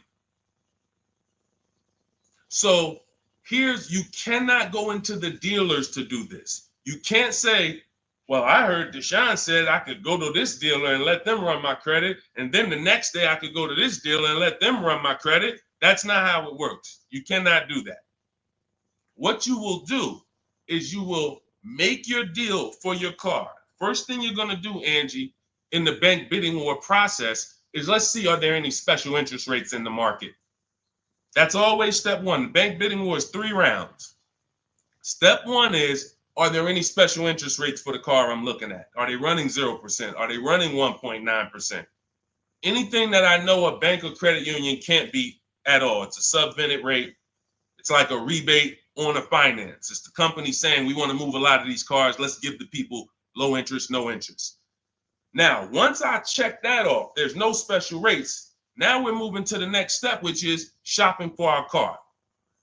Now, I have a tool in my book called the Perfect Budget Exercise. I created a calculator to do this because most of what you need to do when it comes to getting pre-approved is for budgeting. No different than buying a house. They tell you, hey, you're pre-approved for $400,000 at this interest rate and for a 30-year mortgage. Why do they do that? So you can budget. So the only purpose of a pre-approval is to budget.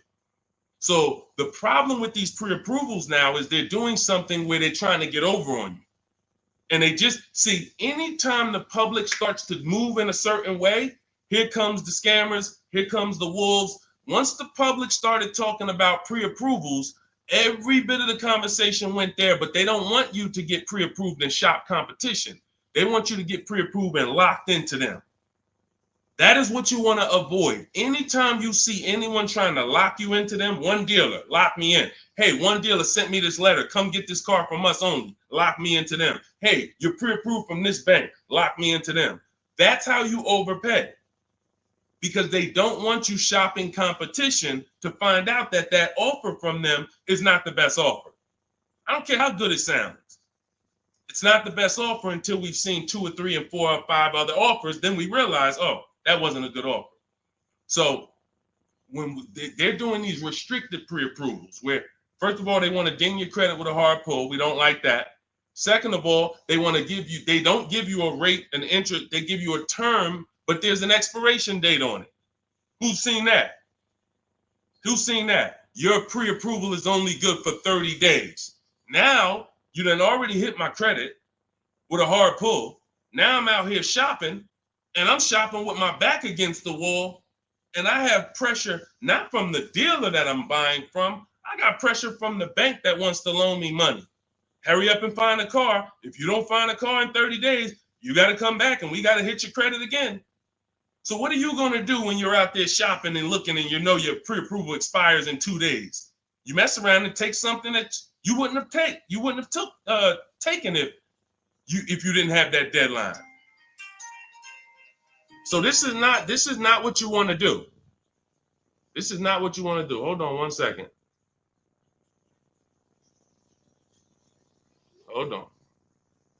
And I asked the people before when we did another stream, I said, hey, do you guys want me to do these quick skim over answers so we could get 20 questions answered in an hour, or do y'all want me to go deep on these subjects? And everybody said go deep on it. We like that. So that's the consensus. We don't do fluff answers here. This is car buying. This isn't, buying a pair of shoes. We go deep on answers. So we stay away from these because those were the games. These are the games these lenders are playing now. They don't want us shopping them. They don't want us shopping their competition. They're making a ton of money on interest, charging 7, 8, 9% interest, 10% interest to people who aren't shopping their competitors. We don't do that. What we're doing is we are going to, once we see that there's no special interest rate, we move into shopping for our vehicle. Now we're getting bids. Once we find the best offer on our vehicle, new car, used car, we lock it up with a deposit. We never take on the spot delivery. Type a $sign if you understand. Type a $sign if you've ever taken on the spot delivery from a car. You went in, signed the paperwork, same day, took it home. Type a $sign if you've done that. We don't want to do that anymore. I'm going to tell you why. On a finance, you don't have an opportunity to shop rates. You got to shop rates. From now on, you will be shopping rates. You're going to have 5, 10, 15 lenders compete to see who's going to give me the best rate. Because if I pay 7% on a $30,000 loan, but I could have got 5.29%. That's probably $1,500. That's probably, and we never go back and refinance. We just end up with a higher rate than we could have gotten. We wonder, we hope, hey, dang, I wonder if I got the best rate. This is what's going to eliminate that. So you're going to put the deposit down. Hey, I'll call you tomorrow. I'm going to go shop my lenders. And here's what we do that no one is teaching. We always let the dealer see if they can beat the rate. We do not only strictly go with our lenders. We don't have enough lenders to do that. If we had 20, 30, 40, 50 lenders that we were shopping, we got like, I show you how to reach out to about 5 in my book, but the dealer might have another 12, 13, 15. So we want all of these people competing. That way we guarantee we got the best rate. So what I want you doing, Angie, is I want you to not focus on one dealer's offer, one Nissan offer. No, that means nothing. You want to learn to separate your transactions. We've talked about the 3 pillars. You're going to bid each one out. And the best part about bidding is you can do it all online. You can do it all from home. 90% of what I'm telling you, 90% of how we buy cars and the people you're going to see, I'll introduce you to over the next hour. You see a lot of people who've learned from me. It's from home. That's why my entire process is called Cars from Home. The book is called Cars from Home. It's a digital book. It'll be in your inbox in 5 minutes, but you got to get there before the 30-minute timer goes down to get you 75% off. It's normally a $97 book, worth every penny. But for the next 30 minutes, if you haven't visited yet, you can get your copy for 75% off. Go to my TikTok bio, the Instagram bio. Don't miss it. You can come back to the broadcast. We'll be here. YouTube, we have a comment pin for you. On Facebook, you guys can see the link floating. Get your 75% off. That way you have all of this stuff step by step for the rest of your life. And when things update, I update the book. So that's another reason I love a digital book, because things happen, things change, new websites come out, boom, I go right in, boom, boom, update it. I don't charge you. Hey, you bought my book 18 months ago, but here's version 2. Send another $32 to, no, I want people to win. If you want to win, you're going to win with me. That's it. I'm not looking to nickel and dime people. That book should be $500, but at the end of the day, I want people to win. We want to make it accessible for everybody. Go ahead, Dolan, shoot the next one in. Skinner, good to see you, my man. Always checking in. Always good when I see you. What's going on? Let me get this book. Go ahead, Angie. Use it and win. Use it and win. All right. What's up, Yo? Good to see you. How can I get your people to help me out? I'm trying to purchase a vehicle in the next 2 weeks. We have a Shop with Deshone program. It's been out. I shop with people all around the country. So I always say, get in where you fit in. Some people are do-it-yourself people. Anyone who's a do-it-yourself person, we have the master blueprint. It's step-by-step. There's different paths. So you're not reading a book on leasing, buying new cars, used cars, high mileage driving strategy. You're not reading all of that and then trying to see what I do. There's paths. I basically have it like the warp zone. If y'all ever played Mario, if you're on a lease path, I have links in the book to keep you on the lease path. You're not reading used car stuff if you're leasing. It's going to confuse you. So, but that's do it yourself. That's the blueprint. Some people are like, okay, I want to do it with you, Deshone. Can we work together? How can? Yeah, we have that too. And we have to. So I put the information out. There's no excuse. There's no excuse for you 2 years from now being on my live and saying, hey, I'm still trying to figure out the car buying process. There's no excuse. You got a 14-year veteran here who nobody in the industry can control me because I don't work for a dealership. So I tell you everything that I do to buy cars below market value, lease cars below market value. All the people that you see, you guys know, if you've been on any of my streams, you know we share 10, 15 people an episode sometimes who are reporting their deals. So at the end of the day, you get in where you fit in. Get in where you fit in, but find a place to get in. I don't care if you watch all my free videos on social media. Now, once you get my book or you work with me, you can stop watching those videos. There's no point in you watching my videos warning people when you're inside with me and you got my blueprints. So it's just about getting where you fit in. That's all. Go ahead, Dolan. All that information was Shop with Deshone. That's all in my bio. That's all in, any of my bios too. So what are the 6 companies to sell your car to? Great question. Make notes. CarMax, Driveway, Carvana, Kelly's Blue Book Instant Cash Offer. Do not use the Kelly Blue Book algorithm site where you just put your year, make, model in, boom. Your vehicle's worth $18,000. Do not use that. That is worthless. The only thing that matters is cash offers. That's all that matters. These are people who literally, they either send an inspector to see the car, or you go to a local spot, have the car inspected, they go and they cut you a check. Like it's like that. They don't negotiate. Sometimes Kelly Blue Book will patch you into a dealer and they'll say, hey, I might be able to pay more if I see it. We don't usually fall for that. We want strictly, hey, there's no used car manager in this world in this country who can't put a number on a car sight unseen. Like literally seeing it, that car is worth about this. That's what they do all day long. Look at cars in auction, make offers, make offers, make offers. So all of this stuff can be done online. And these are the people who pay more than, see, you're not going to, once you use this process, you're getting bids. Remember that. So if you're like, hey, I'm looking for a 2019 Honda Accord, I'm going to show you how to see the entire market.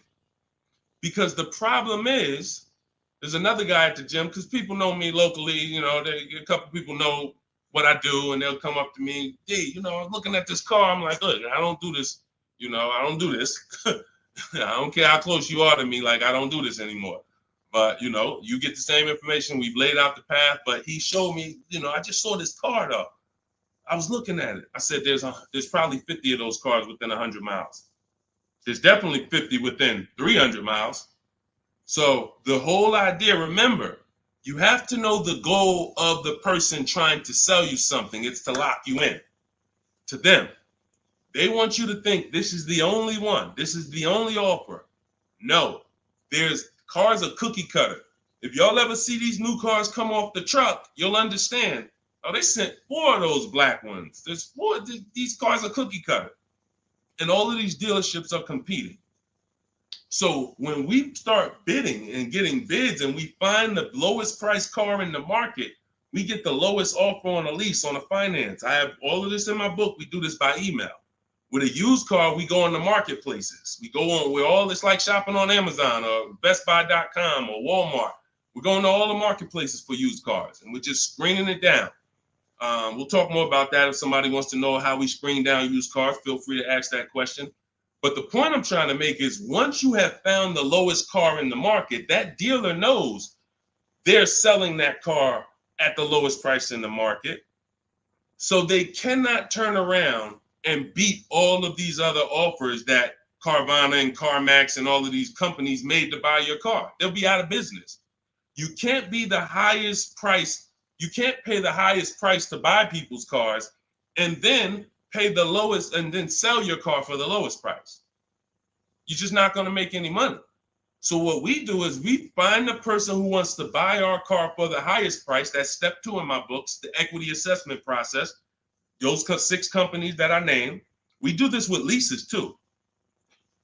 We sell leases too. I've been talking about this for 3 years, and I know there's still people who are like, Deshone, I didn't know you could sell a lease. If you didn't know, type a question mark.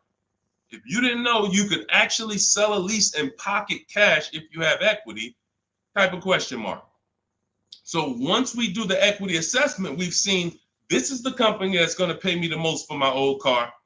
Now we're shopping for our new car. This is the company that's going to sell me the new car for the lowest price. 2 pillars. 2 pillars. You see what I'm saying?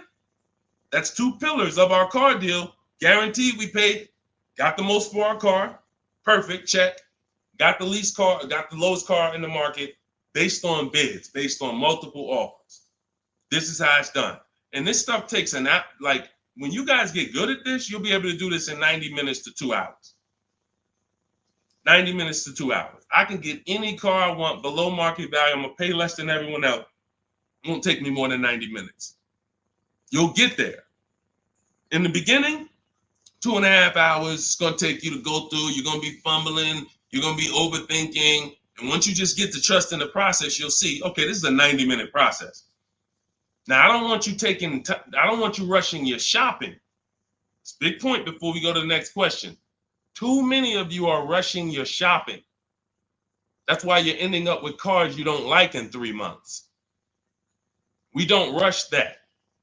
We don't let anyone rush us into making a decision on the car we want. Step 4 in my book, in my process, I call it shopping, not buying. You're going to enjoy shopping the way we shop because no one pressures us. We don't let them. We enjoy our shopping process. We're only there to test drive. We take our time to decide what we want. Now, once we decide what we want, it ain't taking us no more than 90 minutes to get it.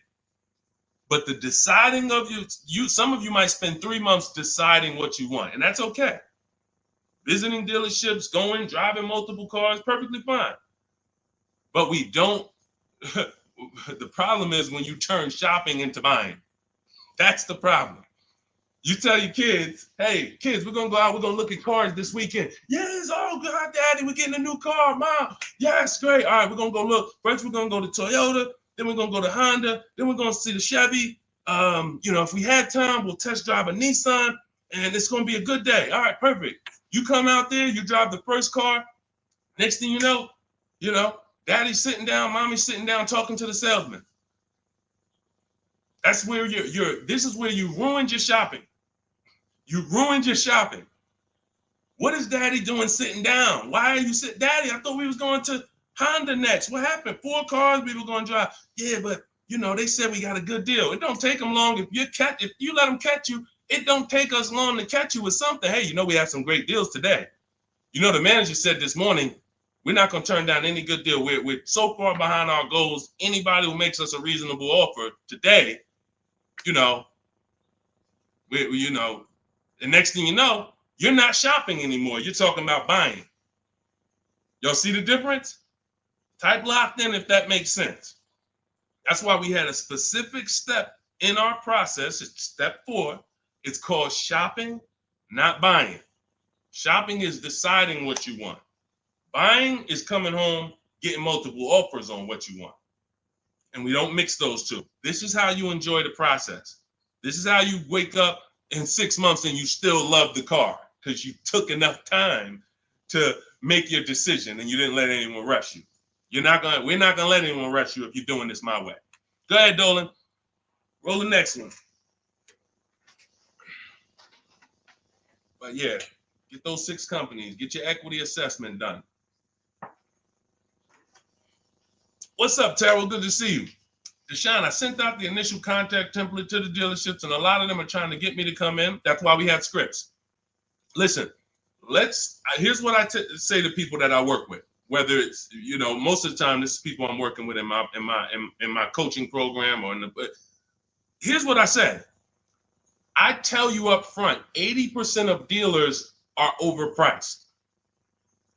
80% of dealers are here to make the process difficult because the more difficult they make the process, the more money they make. It's very simple. When you get my book, I have email scripts that reply to everything. For example, Terrell, when you open up the script for the initial replies, you'll see when they say, hey, when can you come in? We copy and paste. Actually, I'm going to be doing my entire process online. Do you have a car that I'm interested in? Do you have a match? Every script ends with a question. Whenever you are emailing a dealer, it should always end with a question. Somebody said, how much is the book? It's normally $97. If you go to my TikTok bio before the actual 30-minute timer gets to 0, you can get it for 75% off. So it'll be $24. So everyone who's visited that site already, if that timer started, it's going. So once it gets to 0, the price is $97. That's just our welcome offer for our new people. And you have a link in the YouTube comments as well as Facebook floating. You guys can see it. Instagram bio. Go activate your 75% off. It'll be in your inbox in a minute. But that's the whole thing. So let me read the rest of your question to see if it was something different. And a lot of them are trying to get me to come in and talk to them and test drive. What to do next? Resend another template. Well, there you go. No, you don't resend another template. We actually use the scripts. See, the reason why I know everything they're going to say is because those are templates too. When you guys get these emails, who gets the emails from dealerships? Hey, Jane, we love your 2016 Kia Sorento. We have a customer looking for that. My used car manager just said he needs that vehicle. Who's gotten that? Who's gotten those emails? Type me. Type me if you gotten it. Hey, I can get you out of good news. We looked at your 2021 Honda, and turns out we can get you in a new one for around the same price. When can you come in? Or when can we have a conversation? Right? Thank you, Dion Skinner. Okay, look, how do we know? How do I know you all are getting those? Because we sent them from the dealership. We sent them from the dealership. Listen, if you're not tagging your best friend into this broadcast, you're being a little selfish, because your best friend's out there right now and they need a car and they about to go and overpay. So tag your best friend into this. Hit the share button and share with your best friend. This is what happens. Those are all templates. There's a software we would use, Mastermind, Momentum. What it does is it just searches the whole database and it sends out templates to these people. If we send out 1,000 emails, 100 are going to reply. It's going to lead to this many appointments. Those are all templates. That's not custom stuff. Those letters aren't, oh, they took the time to send me a letter. So it was easy for me to prepare the counter scripts because I know everything they're going to say. When can you come in? Can we have a phone call? You know, it'd be a lot easier. All the stuff is there. That's why there's 3 different sets of scripts in my book. And there's no other book that does this. Quite honestly, there's never been a book that I've seen that actually has links to videos, actually has links to documents with scripts that you copy and paste. That's why I said, when I tell you the book should be $500, it should be. And then it would be, I'm only going to sell it to the people who really, really value their money. And they would. And they'd be like, Deshone, this was an expensive book, but I tell you what, this book saved me more money than probably any book I ever bought. But again, that's not God's plan. God said, listen, make it affordable, son. The people who are going to get it, they don't have no excuse. They have no excuse now. If the book was $500, you could, man, I really would get the book, but I don't want to lose $500. Book's $24 if you get there before the timer. So the point is, Terrell, use the scripts, follow the process, realize it's a new process for you, but everything's accounted for.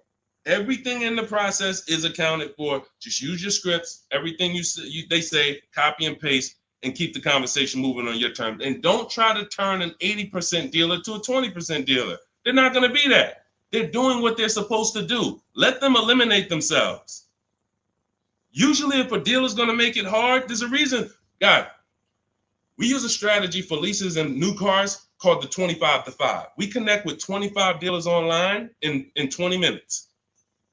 Then we send this initial contact template that Terrell sent. That's going to give us 25 dealers' inventories we're shopping from. So we never have to worry about, hey, you know, I don't really have that car, but maybe I could get it. You're shopping with one dealer, you're shopping from one inventory. Whatever they got, that's all we got. No, we're shopping from 25 dealers' inventory. So now out of the 25, we're looking to get 5 to 7 quotes, 5 to 7 offers. You're going to see they're going to be $150 a month to $200 a month apart, minimum. That's just how it is. And that's when you prove to yourself, holy crap, I see how different these dealers are. It's not close. It's not like, hey, I got 5 offers. This one was $605. This one was $590. This one was $580. This one was $570. Heck no. This one was $620. This one was $550. This one was $475. This one was $450. That's how far apart they are. The 80% make big money, big, huge commissions. Like, it ain't like, so the 20% are the people who we want to find and do business with. These are the people that compete. They want to beat their competition. We find them and we buy from them. Great question. Thank you, Terrell. Good to see you. Next question, Dolan. Oh, man, good question. And that's very common. Again, very common. It's a new process. All right, I said that's the same question. Same question, Dolan.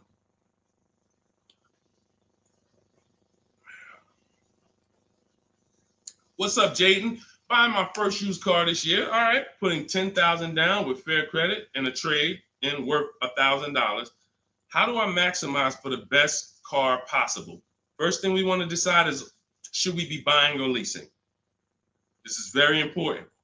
Now, I know many of you were taught on here, never lease a car. That advice is costing you thousands and thousands of dollars.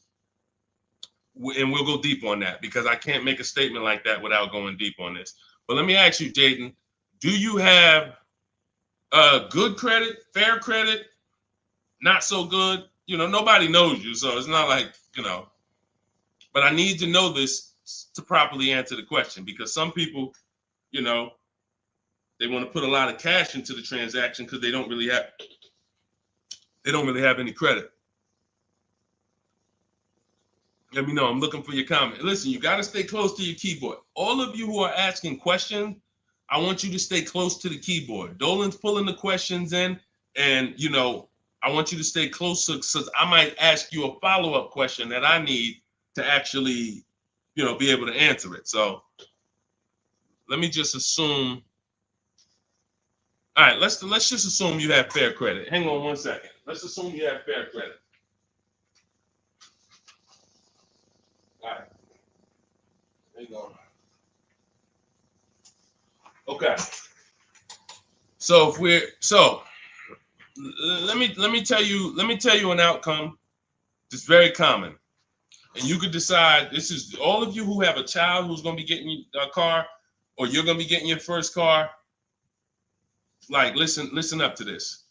We go wrong buying people their first car a lot of times, because typically when you buy a car, what's happening is you have to pay for the whole car. Some of you know every $5,000 on a car loan is about $100 per month. So when you look at and lock that into your head, every $5,000 is about $100 per month. So when you see a $5,000 car, $10,000 car, you should think $200 a month. When you see $15,000, you should think $300 a month. These are safe parameters for you to make sure you're not overcharged. You have to be able to understand a $50,000 car isn't going to be $500 a month to buy. It's going to start out around $1,000. So we need to know these things, because you can manipulate loans to make payments lower, and that's how you end up in a 9-year loan, because you went in saying, hey, could you get that car to 700? That car's nowhere near 700 with a good loan. 5 years, 6 years is the longest we go. I have a rule in my book called the Rule of 72 and the 10th birthday. 72 months is the max loan we take, and the car should be paid off by its 10th birthday to avoid problems. So by the time a car turns 11, car should be paid off, so that way you could actually put money to the side for maintenance. These are all boundaries that we haven't had, that if you follow them, you're going to have a lot better experiences. So if you don't have the credit to lease, then I would say, okay, get yourself an inexpensive car, try to get a small loan. You know what? The first question is, how many years are you going to keep the next car? That's the first question. That is the first question. When you open up my book, the first question, if you and I were talking on the phone, Jaden, the first question I would ask you before credit, before anything, Jaden, how many years are you going to keep the car? Now, if you say to me, Deshone, I'm definitely keeping the car 9-10 years. I don't need a car every couple years at all. I'll keep a car a decade. Perfect. Forget about leasing. In my book, first step is, how many years are you keeping the next car? I want y'all to answer that. Everyone who's shopping, everyone who will be shopping, you're shopping now, or you're going to be shopping soon in the next 6 months, a year. I want you to answer the question. How many years are you keeping the next car? Guaranteed. Guaranteed. Because everything else comes after that. When you're going to keep it 8-9 years, I'm going to show you the steps you need to make sure you get a car that will last 8-9 years. Plenty of people say, oh, I wanted to keep the car a long time, but you didn't take the steps to make sure you got a car that would last that long. So everything comes from this question first. How many years are you keeping the next car? So now, Jaden, let's say you say to me 8-9 years. Perfect. So now what we're going to do, we're going to the purchase path. Not thinking about leasing. New car, used car, based on budget. Based on budget. Now you said you have a trade-in worth $1,000. I'm guessing it's an older car, so you can still put it through the equity assessment. But if you're saying it's worth $1,000, who told you that? See what I'm saying?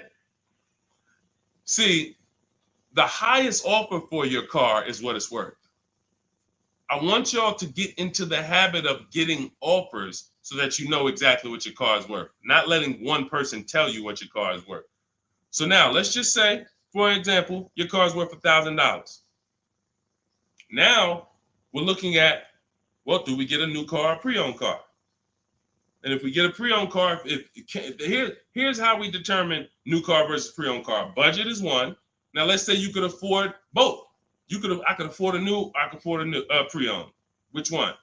Well, it's based on values. Some people, you only get a new car every 10 years. You're like, hey, I want to get me a new car.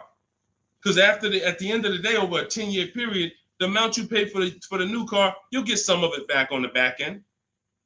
And some people are like, I want to get a new car every decade. I want to treat myself. I could afford both. Some people are like, hey, I can afford both, but I'd rather knock 30% off. I don't need the latest one. I'd rather knock 30, 40% off what the price would be. It's just different values. There's no right or wrong there. In my book, I teach you both of those things. When you get to that step, that's how I help you make a decision. So sounds like, I would need more information. That's why I'm asking you, because I don't teach a one size fits all thing. I teach based on where you're at, here are your options. Pick one. Now, when it comes to buying versus leasing, oh yeah, one size fits all. Anybody on here who is not keeping their cars 8 years and you're buying them, you're losing thousands of dollars. You're just losing thousands of dollars. You can't compare. Like, look at somebody like Safrina.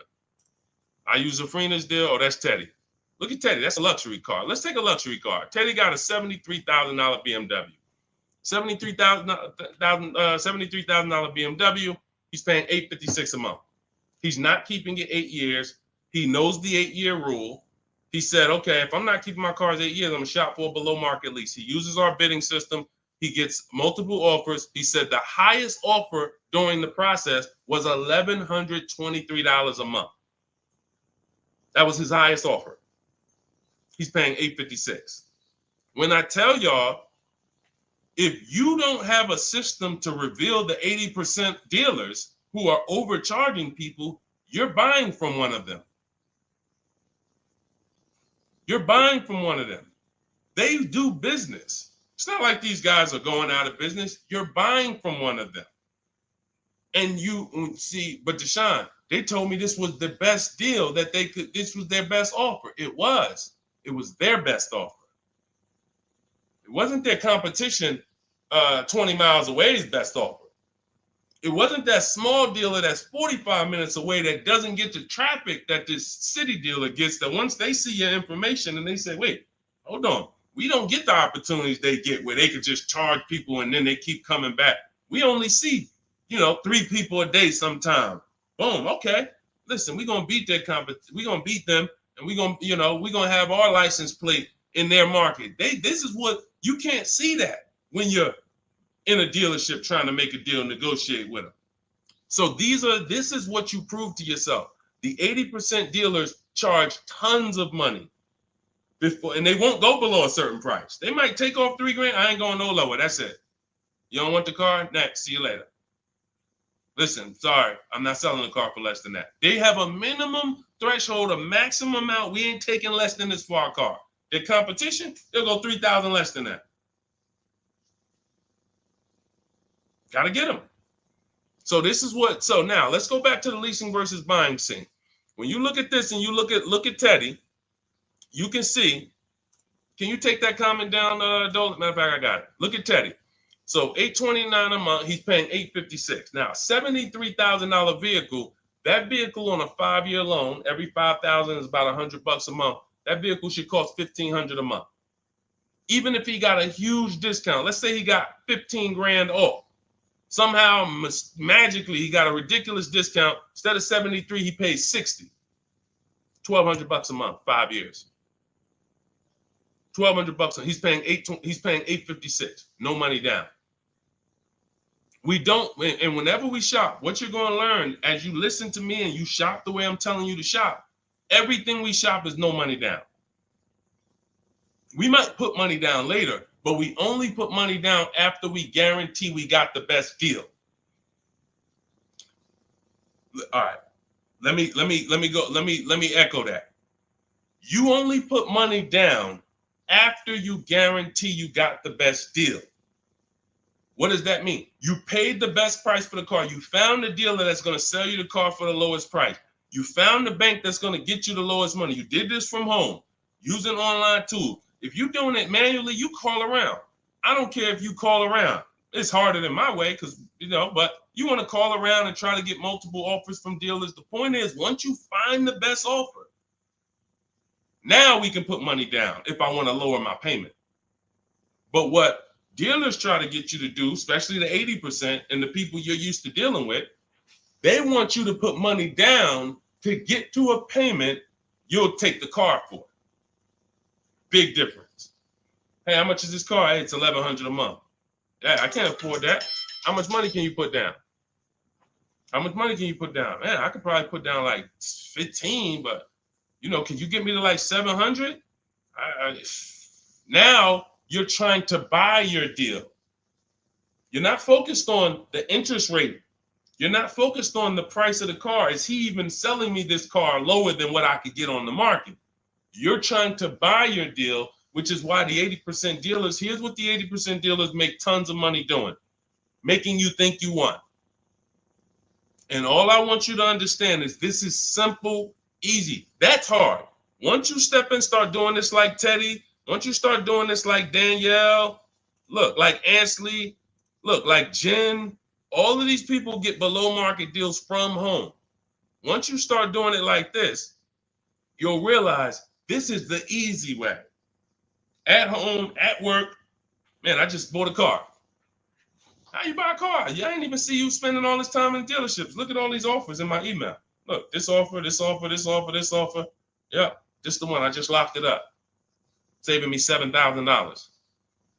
You'll never go back. You'll never go back to the old way. You have to learn cars from home. All the money is over. All the overspending happens inside dealerships, which is why we never do it. Go ahead, Dolan.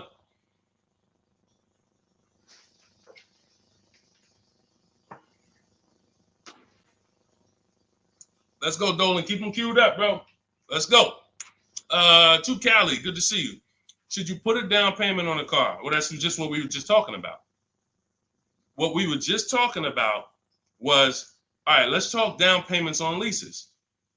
First of all, you got to realize something about a lease. Whenever you put a down payment down, if the vehicle's stolen and they don't find it, or if it's totaled, you don't get the money back.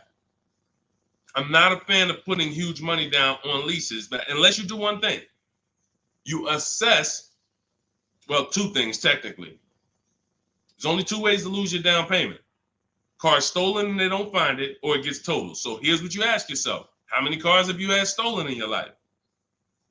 Some of you are going to be like, man, 3. I wouldn't be putting down payments on leases.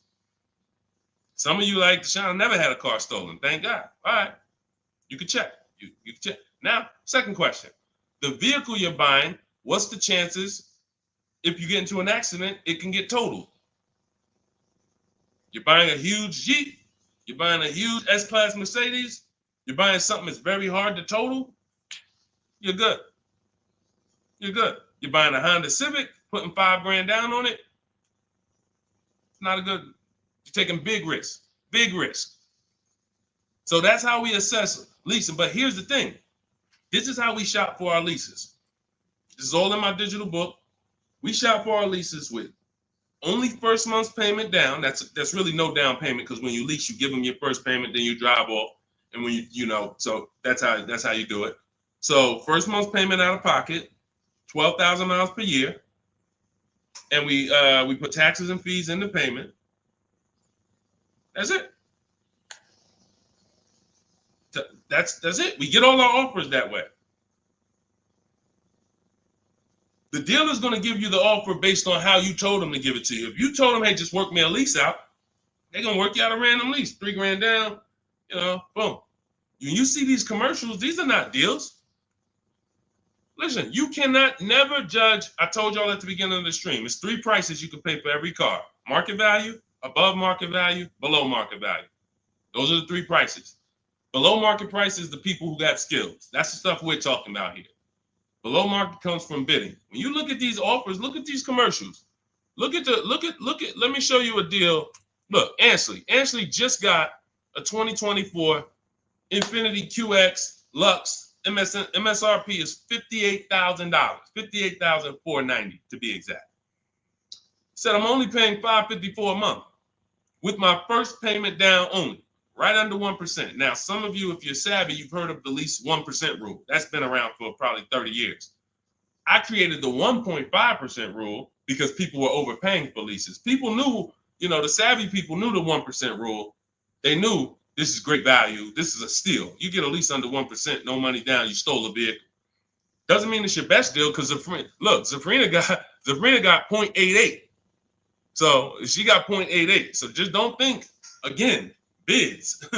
Bids. It's like, hey, you don't know how much you're going to save on the car. She didn't know she was going to get 0.88. She knew the 1% rule. She got her offers. She ends up closing the deal, $579 a month on a $65,000 vehicle. So this is how you shop. So once you get an offer, if it's between 1% and 1.5%, that's good value on the lease. The closer to 1, the more value. But in order to get 1, you need rebate. You need we don't understand sometimes the lease program. The dealer can't control that. So what we do is we shop. When you see a deal that's 1.1, 1.2, 1% low, that means there's a lot of rebates there. There's a lot of there's probably great residual, low money factor, which is the interest rate. You can't control these things. All you can do is bid it out. Now, once you get to a payment and you're like, okay, I already know I'm under 1.5%. I got my 5 to 7 offers, so I know this is the best offer. But I want to drop my payment probably another $50. Now you put money down. You see what I'm saying? Type $signs if you got that. You shopped your deal. You got your offers. Type a $sign at that click. I'm talking to the people that's locked in. Listen, I know, unfortunately, we live in a world, a lot of people distracted. We sit here, we could talk big money all day long, and it's just flying past it. They got 100 other things on their mind. But the people who locked in, type a $sign if you understand that. When you shop for offers, when you look at your lease offers, the way I just told you we shop for them, now we get the offers, we say, all right, boom. This is the best one out of 5 to 7 dealers I got. Let me now lower my payment. First of all, if you can afford that payment, just take the deal. Much better, put no money into the deal. That way, if God forbid it's total, boom, I come back, I do it again, ain't no problem. I didn't put no money into the car. But if you look and say, I want to lower my payment like $100 a month. First thing you do is assess what I told you a couple minutes ago. How many cars have I had stolen? The lower, the better. If it's one time, okay, chances of this car getting stolen, slim to none. All right, how easy is this car to total? Now, it's a big vehicle. Like, I'd have to get into a pretty bad once-in-a-lifetime accident for it to be totaled. Perfect. All right, you can throw $2,000 down. You can throw $3,000 down to lower the payment more. That's how you use down payment money. You never use down payment money to buy your deal. You must have the deal before you apply the down payment. You must have the lowest interest rate before you get the down payment.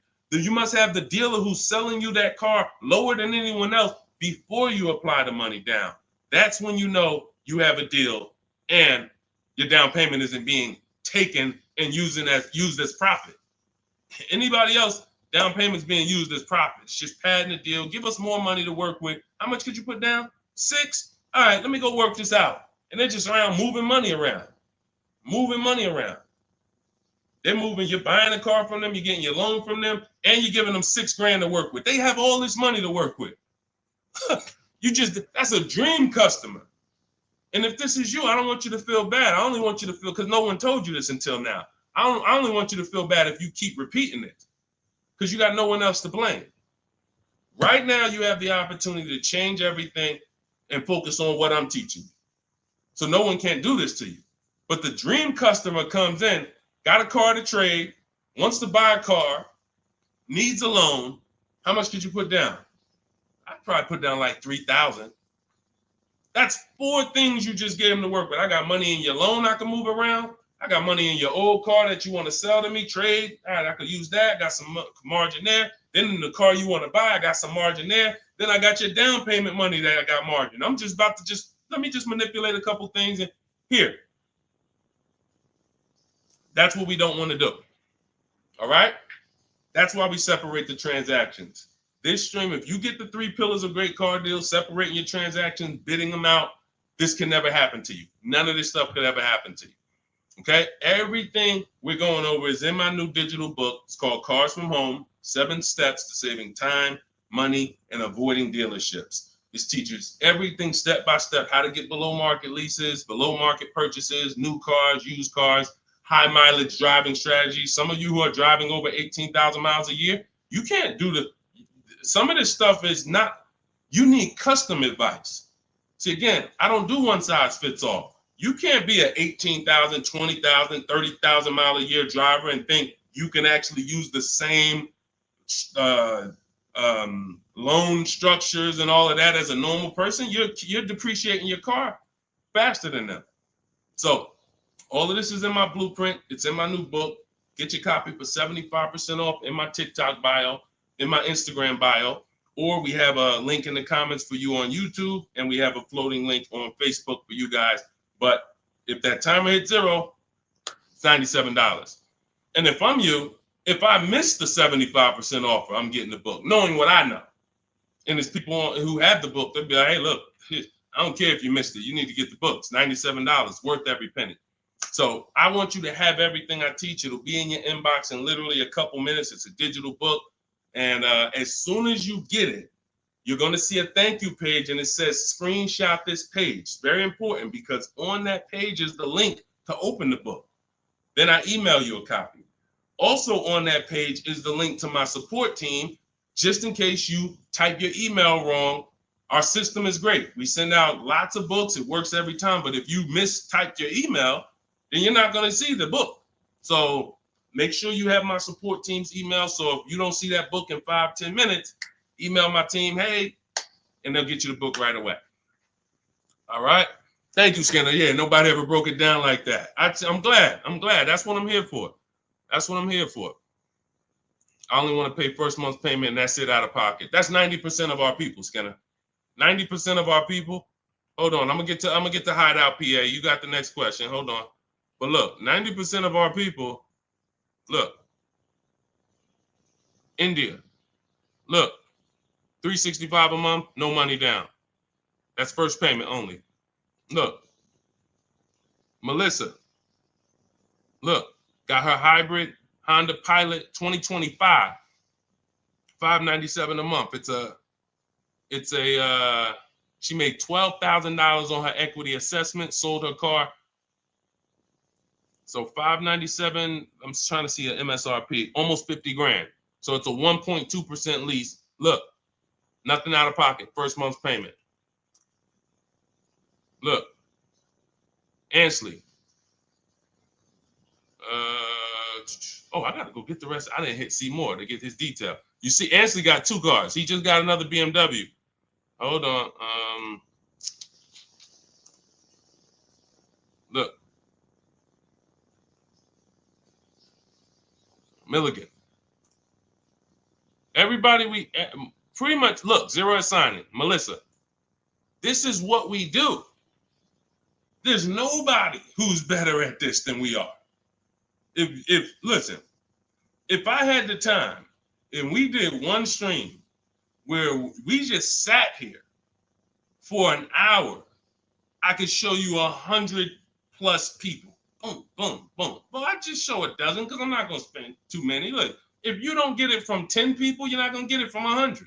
You know, if 10 people just like you who are showing their deals, paying less than you, don't persuade you, 100 wouldn't. But the point is, everybody shops with no money down. Because when you shop with no money down from now on, you will see it's easier because you can't confuse me. You can't confuse me when I'm shopping with no money down. You got to be great at math, which I love math. So, I mean, I love math. But you have to be great at math to put 3, 4, 5,000 down and be able to see where the money's actually going. So the best thing to do is compare. I could get this car, no money down. I could lease this car, no money down. What's my payment? And then you'll be able to see it. Dealers can't manipulate you. So definitely, that's all we do is no money down shopping. Go ahead, Dolan. You can put that one up. You can put that question up. I want to get to that. Hideout PA. In a 2-year lease, 2024 Jeep Hybrid, 1,500 down, 499, 10K a month. Good deal. You have nothing to compare it to. You have nothing to compare it to. And this is what I don't like. Listen, I'm not the one who tells people you got a bad deal. The only time I would tell somebody they got a bad deal is if they broke the 1.5% rule. So if you take no money down and you divide your monthly payment into the MSRP, if you were over 1.5%, there's no value in leasing that vehicle. You're paying too much for a car you're giving back in a couple months. So, hold on. Sorry. Yeah. So, sorry. So, but when I look at your deal, the reason why I hate this is because you've already gotten the car and you're driving around and you don't even know you got a good deal. You're wondering if you got a good deal. That's very disempowering. It's a very disempowering position to be in. But had you gotten 4 other offers, you wouldn't have to ask me that.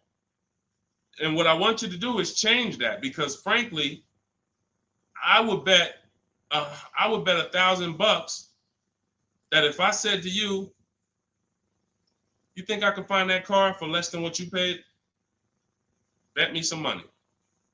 Would you bet me $1,000 that I can't find that exact same car you got for a lot less money? Would you take the bet? You'd probably be like, nah, I don't want to take that bet. I don't want that for you. I don't want that for you. I don't want that for any of you. Driving cars, and if God forbid you see Deshone the Auto Advisor one day and you're like, and I'm like, hey, yeah, you just got the car? Okay, great. If you don't feel like, hey, listen, I got 5 offers from these dealerships, and the one I picked, they were so much less than everyone else. See, I know you use what we're talking about. I know the people I run into that use what we talk about. They come up, the first thing they're doing is saying who made them the best offer. They're saying, hey, the dealer couldn't beat the rate I got from the credit union. I know you're using what we teach. They're like, yo, I had to go 150 miles to pick it up in the next state because they made me the best offer. I know you're using what we teach. That's when I know. When you come in and ask, hey, what you think about this deal? We have nothing to compare it to. So we look at something like, let's just take an average deal. Let's take an average deal. Let's take a big money savings. Let's always use Sean for an example. Because what you're trying to do when you're not getting bids the old way is you're actually feeling for the bottom, and you're hoping, I hope this price that I paid was the bottom. Shout out to the people running the likes up on TikTok. Every time y'all hear something y'all like, just keep tapping the screen for like, spend 10 seconds just, man, you know what? This dude is going in over here. Just spend 10 seconds. Every time you hear something you like, tapping the screen. Shout out to y'all running the likes up. But when you look at, hey, look, I lost my train of thought. What was I talking about? I don't even know. That usually happens once I've been on for about an hour. That usually starts happening. Hideout PA just bought the book. Awesome. Listen, I'm answering your question right here. So, and look, next time, that's the thing. So again, I cannot tell you, oh, the MSRP was 49,000. Okay, so 49, 1,500 down. That's about a 1% lease. Solid. We don't know if you could have did better though, and that's the point. Again, Zafrina. Funny story about Zafrina, and she got this 0.88% lease, right? You're probably a little over 1% because you put about 1,500 down, so that $1,000 probably would have put you about maybe 1.1. Still great value, absolutely great value. great value. But Zafrina called me. She was shopping for a Jeep Grand Cherokee. She didn't call me, but we you know, she's in my program. Again, we have Shop with Deshone, Shop with, you know, blueprints. It's all up to you. However you like to learn, we provide it. So she was shopping for a Jeep Grand Cherokee, and the best offer she had was like 1.1, and it was solid. But she was coming out of a Jeep where she was under 1%. Her lease was up. She was under 1% on her old lease. And she said, the guy told me if I take the hybrid version, or the electric version, he can get me down to 1%. No, I think she was maybe 1.2 on a Jeep Grand Cherokee Limited at the time. She said if I take the hybrid version, he said I could do a 1%. He could get me to like 1%. I said, okay, if you're going to look at the hybrid, the electric version, that's an entirely different vehicle. The same dealers that you've been getting the offers from, run it past them now. That's a different lease program, different vehicle. Yeah, he might be able. Now look at this. Here's the big part. He was selling her the standard version lower than everybody else. But then he flipped her to the electric version because it had a better program. She ran the lease again, and another dealer sold that vehicle lower than everyone else. This is why this round robin system is so fun and empowering and revealing. You cannot trust any one dealer. We put them against each other, and that's how we win. So she ends up getting a 0.88% lease, $579 on this $66,000 Jeep. So that's the only thing. Even when we get a great deal, you never walk into a dealership say, get me to 1%, get me to 1.2, get me under 1.5. We don't say this stuff. We get bids. We never know where the best deal is going to be. We just never know. That's why we get bids. So everything we are learning is in my new digital book. Those of you who spent the last hour, 10 minutes with us, you're like, Deshone, I got it. I took a lot of notes. Perfect. But those of you who like Deshone, there's no way I'm going to remember all of this stuff. I want the whole step-by-step blueprint. That is Cars from Home. My new digital book is called 7 Steps to Saving Time, Money, and Avoiding Dealerships. You're going to learn how to get below-market car deals on leases, new cars, and used cars, and without spending more than 30 minutes in a car dealership. You'll be doing this from home. Everything we do is putting dealers against each other, making banks bid. We don't beg for these discounts. None of these people you saw me share, they know we don't do any begging. We are the prize. You are the prize. You haven't acted like it. You haven't accepted it. You haven't shopped like it. You're begging. Hey, come on, can you take off another $50? Come on, $25 a month. You're going to lose a deal over this. This is begging. You're begging someone to give them a $50,000 transaction. We don't do that. We're at home, empowered. Everything we do is in there. You have it in your inbox in literally minutes, and you can get it as long as you get there before the 30-minute timer is up. You get it for 75% off. So you won't pay the normal $97 price. You get your copy in my TikTok bio, in my Instagram bio, or you can click the link in my YouTube comment or Facebook below. So shout out to the people that's locked in. Skinner, shout out to you, Hideout PA. Shout out to the people who are like locked in. I know I can only help a small percentage of people. That's the sad part. The sad part is when I came to the internet, a bunch of smart people who studied the internet, they do this. I never sold any products on the internet. They told me, Deshone, doesn't matter how inexpensive you make it, you can't help everybody. They're not mentally gonna let you help them. I said, no, that's impossible. Nah, I said, look, no way. No, I'm gonna be so transparent. I got the industry experience. We got hundreds of testimonials. They go to all my pages. They can see their peers, people just like them, grandmothers, single mothers, all that. They said, Deshone, none of that matters. You can only help a small percentage. And they've been right. And I used to be disappointed. I really did. But now I focus on the people who are locked in. Whatever God gave me, whoever God assigned to me, I'm focused on you. That's it. So I'm here to make sure Hideout PA wins. She got the book. I'm here to make sure that Skinner wins. I'm here. Anybody who locked in, hey, Deshone got the book. You talking to me. I'm the 10%. I'm the 20%, whatever percentage it is. But the rest of you, you got to evaluate yourself because you're going into a very expensive purchase that is the second most expensive purchase you're ever going to make. And you're going in to deal with sharks. Like you really live that. Like you're really ready for that. I spend more time warning you of what the inside is like because I've been in the inside. I can go back to sell cars if I wasn't running a company to educate you guys. I can make $200,000, $300,000, $400,000 a year selling cars. This is not hard for me, but I know what it's like. I know who sits next to me. I know it's people who, when you sit down next to them, your head's coming off and you're going to leave with a smile. It's an art. It's a science to making a customer leave with a smile. We got people who pay $200 more per month than they could have got, but they leave smiling. Don't let them run into their neighbor, though, that's got the same car and got a better deal. $200 less. Wait, you got the same car? What happened? They knew something you didn't know. So that's my warning. Shout out to the people that's locked in.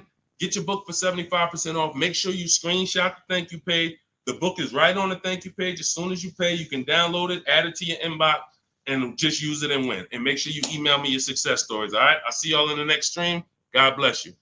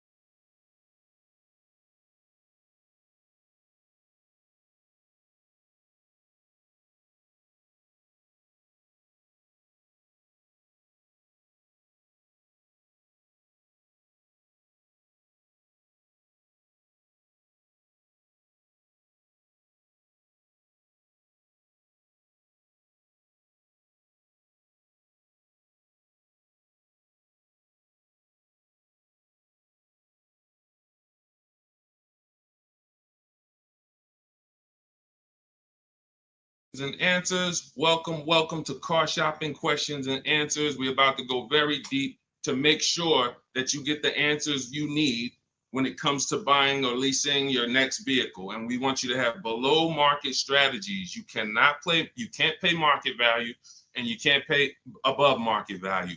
The goal when you are purchasing or leasing a car is to get a below market deal. That's the only deal. If you pay market value, you're paying what everyone else paid. It's not a deal. If you pay above market value, you're paying higher than what most people pay. It's definitely not a deal. The only deal is below market value. I see you, Rachel. We're gonna start off with you. I see your question on coming in on TikTok. So Dolan, we get ready to pull these questions in. As you guys start typing your questions, we're gonna have Dolan pull them into the show so you can start typing. And I want you to know that everything you're gonna learn over this next hour is out of my new digital book. It's called Cars from Home. 7 Steps to Saving Time, Money, and Avoiding Dealerships. I wrote this book. I put 14 years of industry experience in the car business, working with dealers, working inside Mercedes-Benz, inside General Motors, and I created a 7-step process for you to get below market leases, below market finance deals, below market loans, below market cash purchases, below market used cars, and I have high mileage strategies in there for those of you who drive over 15 or 18,000 miles a year. It's all in there step by step, and you can get your copy for 75% off as part of our book launch offer. You can click the link that's floating on Facebook. You can click the link below on YouTube. We have a comment pin for you, and inside my TikTok and Instagram bios, you guys have a 75% off link for 30 minutes. Once that timer goes to 0, the price does go back up to $97. It's still worth it at $97, but I'd rather you save the 75% off the total price so you have even more value. So get your copy immediately. Don't let it go down to 0 before you get your copy, all right? Let's get started, Dolan, with the first question. Start typing your questions, guys. We're going to get through as many as we can in 1 hour. And as you come in, can you hit the like button? It does matter. It does activate the algorithm. It does let these platforms know that we need more people over here so we can help them protect their money. Okay, this question came from Rachel. what's the best time to get a car? I drive a 2014 and I own and I owe $18,000. What is the best advice you can give on trading a newer vehicle? It's under 18, it's under 100,000 miles. Okay, Rachel. So one of the things that the first sense I get is I don't like you still owing that much money on a car that's 10 years old already. I have a rule that I teach. It's called the rule of 72 and the 10th birthday. That means that you never want to take a loan longer than 72 months, but you also don't want a loan on a vehicle past its 10th birthday. And I'm going to tell you why. In 14 years in the car business, I've seen tons of people have things go wrong about the 10-year mark. Now, there's nothing wrong with things going wrong because that's why you have a car, so that you can put a little money into it, maintain it, and keep it driving for as long as possible. The problem is when you have a loan on that car, now what you're doing is you're repairing the car while you're making, hold on.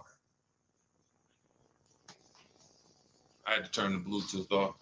Okay, so the problem is you're repairing that car while you're making payments on it. I call these the four expenses. The four expenses for a car are what you pay for it every month, if you have a loan, what you pay for gas, what you pay to repair it, and then what you pay to maintain it. Maintaining is oil changes, brake fluid changes, tire rotations, new tires. These are, replacing brakes. These are maintaining it. Repairing it is if something breaks on the car. And it's that I call that the fourth expense. That's what most people are not ready for. And what I see is if you have a loan past the 10th year, you're getting hit with you're getting hit with all four expenses. And if you've ever seen someone who has a luxury vehicle and they hate it, they usually are buying cars that are too old and taking loans that are too long on them. Because you'll see they hate the vehicle because BMW, you got your BMW, you go drop it off, they tell you, hey, you need brakes, that's maintenance. Then, hey, your navigation system or your electric system is messing up, that's $2,000. And then, you still had to put premium gas in the car, so you could leave out of there, it costs $5,000 in 1 month. And people be like, man, I hate this car. But the car is not the problem. The problem is you took a loan on a car that was too old, and you took a loan that was too long. That's why I created the rule of 72 and the 10th birthday. No loans longer than 72 months, and then your car needs to be paid off by the 10th birthday. Now, what happens if you look at the car you want and you can't afford that payment for 6 years? That means you can't afford that car. That doesn't mean stretch the loan out to 7 years or 8 years so that you can try to afford it. Right now, we could all go and we can look at a $700,000 house. Maybe most of us can't afford the mortgage on that, but if we stretch the mortgage out to 50 years, then maybe we can afford the mortgage on it. Doesn't mean it's a good financial decision. So if you're going to finance again, Rachel, I want you to keep that in mind. When you replace your current car, if you're going into another finance, which I don't recommend if you're not keeping this next car 8 years, because you're going to be in the same position again, you should be going into a below market lease. Then if you're keeping the car long term, then go to another finance and then make sure you're not buying too much car, taking out too many loans on it, and taking out too long of a loan. Use that as an affordability index. If I can't afford this car on a 6-year payment and I can't add up, here's how you do it. You look at the car, ask yourself, how old is it? If it's 6 years old, that means I got to take a 4-year loan. If it's 5 years old, that means I got to take a 5-year loan. It can't be greater than 10. You are taking way too much risk. And you're going to end up in this position where you're looking and you're like, how do I still have a car payment? Things starting to go wrong on this car. I'm nowhere close to paying it off. What did I do wrong? That's what you did wrong. Now, if you want to avoid this altogether and say, all right, what can I do in a different structure? You would be going into a lease. If you're shopping a below market lease, what that's going to do is make sure you can pay a low payment on a brand new car. It's always going to be under warranty, and you just keep doing that. You look like somebody who you're just used to having a car payment anyway. So you want to switch the way you make those car payments and start paying it into new cars versus these 10-year-old cars or 8-year-old cars that you're paying these payments into, and you're not getting much back in terms of return or quality or anything like that. So that's the first thing that I would concern myself with is, Rachel, how many years are you going to keep the next car? If it's 8 or more, then you purchase again. If it's less than 8, then Deshone, talk to me about a lease, because I'm not keeping this car at 8 years. I don't keep any car 8 years. All right? It's a great question. That's where we need to start out. Go ahead, Dolan. Shoot the next one up. Okay, this one is Love and okay, I don't want to even try to pronounce it, but you can see who you are. If I'm upside down, how can I trade or sell without having to pay the difference or getting a higher note? So now you're asking a question that, all right, so this person said if I'm upside down, that means they owe more on the car than it's worth. How can they get out of that car and go into another car without paying the difference or having a higher note? So I'm going to give you the way it's possible, depending on your situation, and realizing that in my book, there is one person, there's two people actually, but really one main person who, it doesn't matter how good your credit is, you're not going home with a new car, because negative equity is, you have too much negative equity. So there are cases where doesn't matter. You come in with an 800 score. I call negative equity the bad credit for people with good credit, because it's the only time when I was in the dealership, people would walk in and they would say, you know, okay, we look at the car and then we look at their current situation and the maximum amount they can pay. And then we look and say, hey, look, the bank's not going to approve this. You can't roll over 10 grand of negative equity to that $30,000 car and do no money down. So there are circumstances where you've dug yourself too deep, and the only thing that's going to do it if you don't have money is time and paying down the vehicle. So let's talk about if you're not in that situation. First thing I'm doing is I'm going to CarMax. I'm going to driveway.com. These are websites. This is because you notice what she said. If I trade or sell, that's very important, because some of you've been on the stream, you know we don't sell. I mean, we don't trade. We always sell our cars to cash buyers. You know, that come, they write big checks, they pay more than dealers.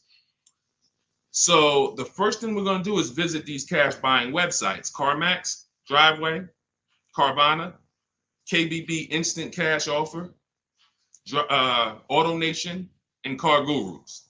That's going to give you 6 independent offers. Now, once you get those 6 offers, that's going to tell you how much negative equity you have based on your payoff. You need to call your bank and ask them, how much is my payoff? That's the amount you owe. Don't look at your statement. Call your bank, make the phone call, and find out your payoff. Now, you look at what your payoff is, and you look at what your highest offer is. If your highest offer is the same as the payoff, you're break even. If your highest offer is 20, but your payoff is 15, that means you got 5,000 of equity. If your highest offer is 10 and your payoff is 15, you got 5,000 negative equity. So now the best thing to do is what I call pay the difference. Because when you pay the difference, now you can go into your next transaction and you can do a clean transaction. Clean transaction. So whatever deal you get on your next car, it's clean. You're not bringing any baggage over. You can shop multiple offers. There's no limits. But if you can't pay the difference, now you have to do what we don't like doing, which is trade. And there's going to be a ton of people with negative equity, because a lot of people bought cars that were overpriced from 2020 to 2022. You know, we were trying to warn people to lease, to ride out the market, buy inexpensive pre-owned cars to ride out the market, or, you know, keep their current car and not shop if they didn't have to ride out the market. Some people didn't take that advice, and they went and they overpaid because they had no shopping strategy. And now they're going to be 15 grand negative equity trying to get another car. So if you can't transfer, you know, there's limits to what you can transfer. If you can do what we teach and you actually can shop the market the way we teach, you might get a deal like this. Let me show, this is Milligan's deal. She just made this deal a couple days ago. It was for Mercedes-Benz brand new EQS. It's an EQE. It was a $79,000 vehicle. Using our shop from home strategy, she never left the house to get this discount. She went from $79,000 to $51,000 on a brand new vehicle. And if you're on Instagram or if you're on YouTube, you guys can see this. So we can't share the entire versions on Facebook and on TikTok. But if you like, anybody who wants to see, okay, I want to see these things that Deshone is, you can go right to our YouTube page, Deshone the Auto Advisor. And you go right to Instagram and you'll see the actual documents. This is her deal. She's posted up $79,000, $51,000. Why is this so important? Because when the bank goes to lend on this vehicle she bought, they're lending based on the fact the MSRP is 79. So the banks will usually lend up to 20% more of the MSRP if you have good credit. So 79, the max they'll lend is another 20% of that. So let's say, $96,000 is the max they're going to lend on a $79,000 car. So let's just say you have 15,000 negative equity. Now, you don't know how to shop. You don't get the same discounts we're getting. You don't have that same thing. You can't slap all of that negative equity on and your taxes and your fees because you're going to blow out the loan to value ratios. The bank's not going to approve it. But when you find a car that has specific rebate, and we don't know this, she didn't know she was going to save $25,000 off this vehicle. What is that? Almost $30,000 off this vehicle. She didn't know that. She just said, I like this vehicle. Deshone, I'm going to use these shopping strategies, same strategies you'll have in my book. It'll literally be in your inbox in minutes. Same strategies we've used to help people do this all around the country. Now, all right, I saved almost 30 grand. Now I can bring my negative equity of 15 grand over to this vehicle, bury it, and I'm okay. So it's very important. The more negative equity you have, you are targeting a vehicle, or you're trying to find a vehicle where you can get such a big discount, you can transfer that over, go from a non-quality vehicle usually to a quality vehicle, because you're already in a vehicle that's not worth what you owe. That's important to understand. You're already in a vehicle that's not worth what you owe. The key is to getting that into a vehicle you're going to enjoy, and at least a vehicle that is safe and quality, and preferably you're leasing. Because the great thing about transferring negative equity to a lease is once that lease is up in 3 years or 39 months, the negative equity is gone. When you transfer that over to a finance, another 5 or 6 year finance, you're bringing the negative equity over, stretching it out for 5 or 6 years and putting interest on top of it. That's why I don't ever recommend go from a finance negative equity deal to another finance negative equity deal, because you're usually a short-term person anyway. You should be leasing cars. So this is the strategies for getting out of negative equity. Now you can literally go into a dealer. See, watch this. That's a below market strategy for negative equity. What I just talked to you about is what the people who are actually financially wise do and think about. Now you could say, well, I'm just going to go into the dealer and say, hey, I want to get out of this car. Perfect. They'll transfer you out of that. They'll go in and say, all right, we got it. Here's your payment. We put you on a 4-year lease, or here's your payment. We got you in a 6-year, 7-year finance. But you'll never know the discount you're getting because you don't care. Your whole thing is, I don't really want to unlearn what I've been taught and programmed to do. But if you want to say, I want to make the best deal possible and I want to stop making these mistakes that's getting me into these bad deals, I've never had to come and deal with 5, 6 grand, 2 grand of negative equity. It's never happened to me. But there are people, you might be one of them, who every deal you make, it's a negative equity situation. It's a negative equity situation. That's because you haven't learned how to structure your deals correctly. And those are the things that I want you to unlearn so that you can have empowered car buying, be making deals you feel great about, posting your numbers just like Milligan did, and saying, hey, check out the deal I made. Not just check out the car I got, check out the deal that I made. Okay? So that's what you need to understand. And if you can't, and that's how you can transfer out of negative equity, whether you have 10 grand negative equity, 5, 15, those are your options. And that's how we work it. All of this, guys, is in my new digital book. If you're enjoying what you're hearing so far, could you hit the like button? Hit the like button if you're just enjoying what you're hearing so far. I see y'all are running the likes up on TikTok. I appreciate it. As y'all keep tapping the screen, every time you're like, man, you know what? This is good information. Just hit the like button, start tapping the screen. It means a lot. And again, it shows these social media platforms that they need to get more people over here. Okay? So go ahead, Dolan, shoot the next question up. Keep typing your questions, y'all. We are going to try to get through as many as we can. I see you, Patrice Darden. I see you, Mr. Living Right. I see you, Letitia Cook. Good to see everybody tapping in. What's up, Mex? I see you, Kiki. We're live on 2 TikTok channels too. We're on 2 TikTok channels today. All right, now Roby asks, what's the fastest way to sell a lease? I'm over by 18,000 in miles and have 19 payments left. Okay, here's what I'm gonna give you. I'm gonna give you, this is, now, who has a lease right now that they're pacing to go over their mileage? They're pacing to go over their mileage. Who has a lease right now? You haven't gone over yet, but you're pacing because you're not over until the end of the lease. If you tell the leasing company you're going to drive 12,000 miles per year, then they want the car back with 36,000 miles on it. If you sign for 15,000 miles per year, then they want the car back with 45,000 miles in 3 years. You do a 20,000 mile a year lease. Some of you might have not known you can do high mileage leases. We talk about that all the time. It's only a couple dollars more when you get below market deals. If you're not keeping cars 8 years, the high mileage leases are some of the best things you could be doing. It's literally pennies on the dot, cents on the dollar compared to purchasing, and we never have negative equity, and we drive as much as we want in these new cars. If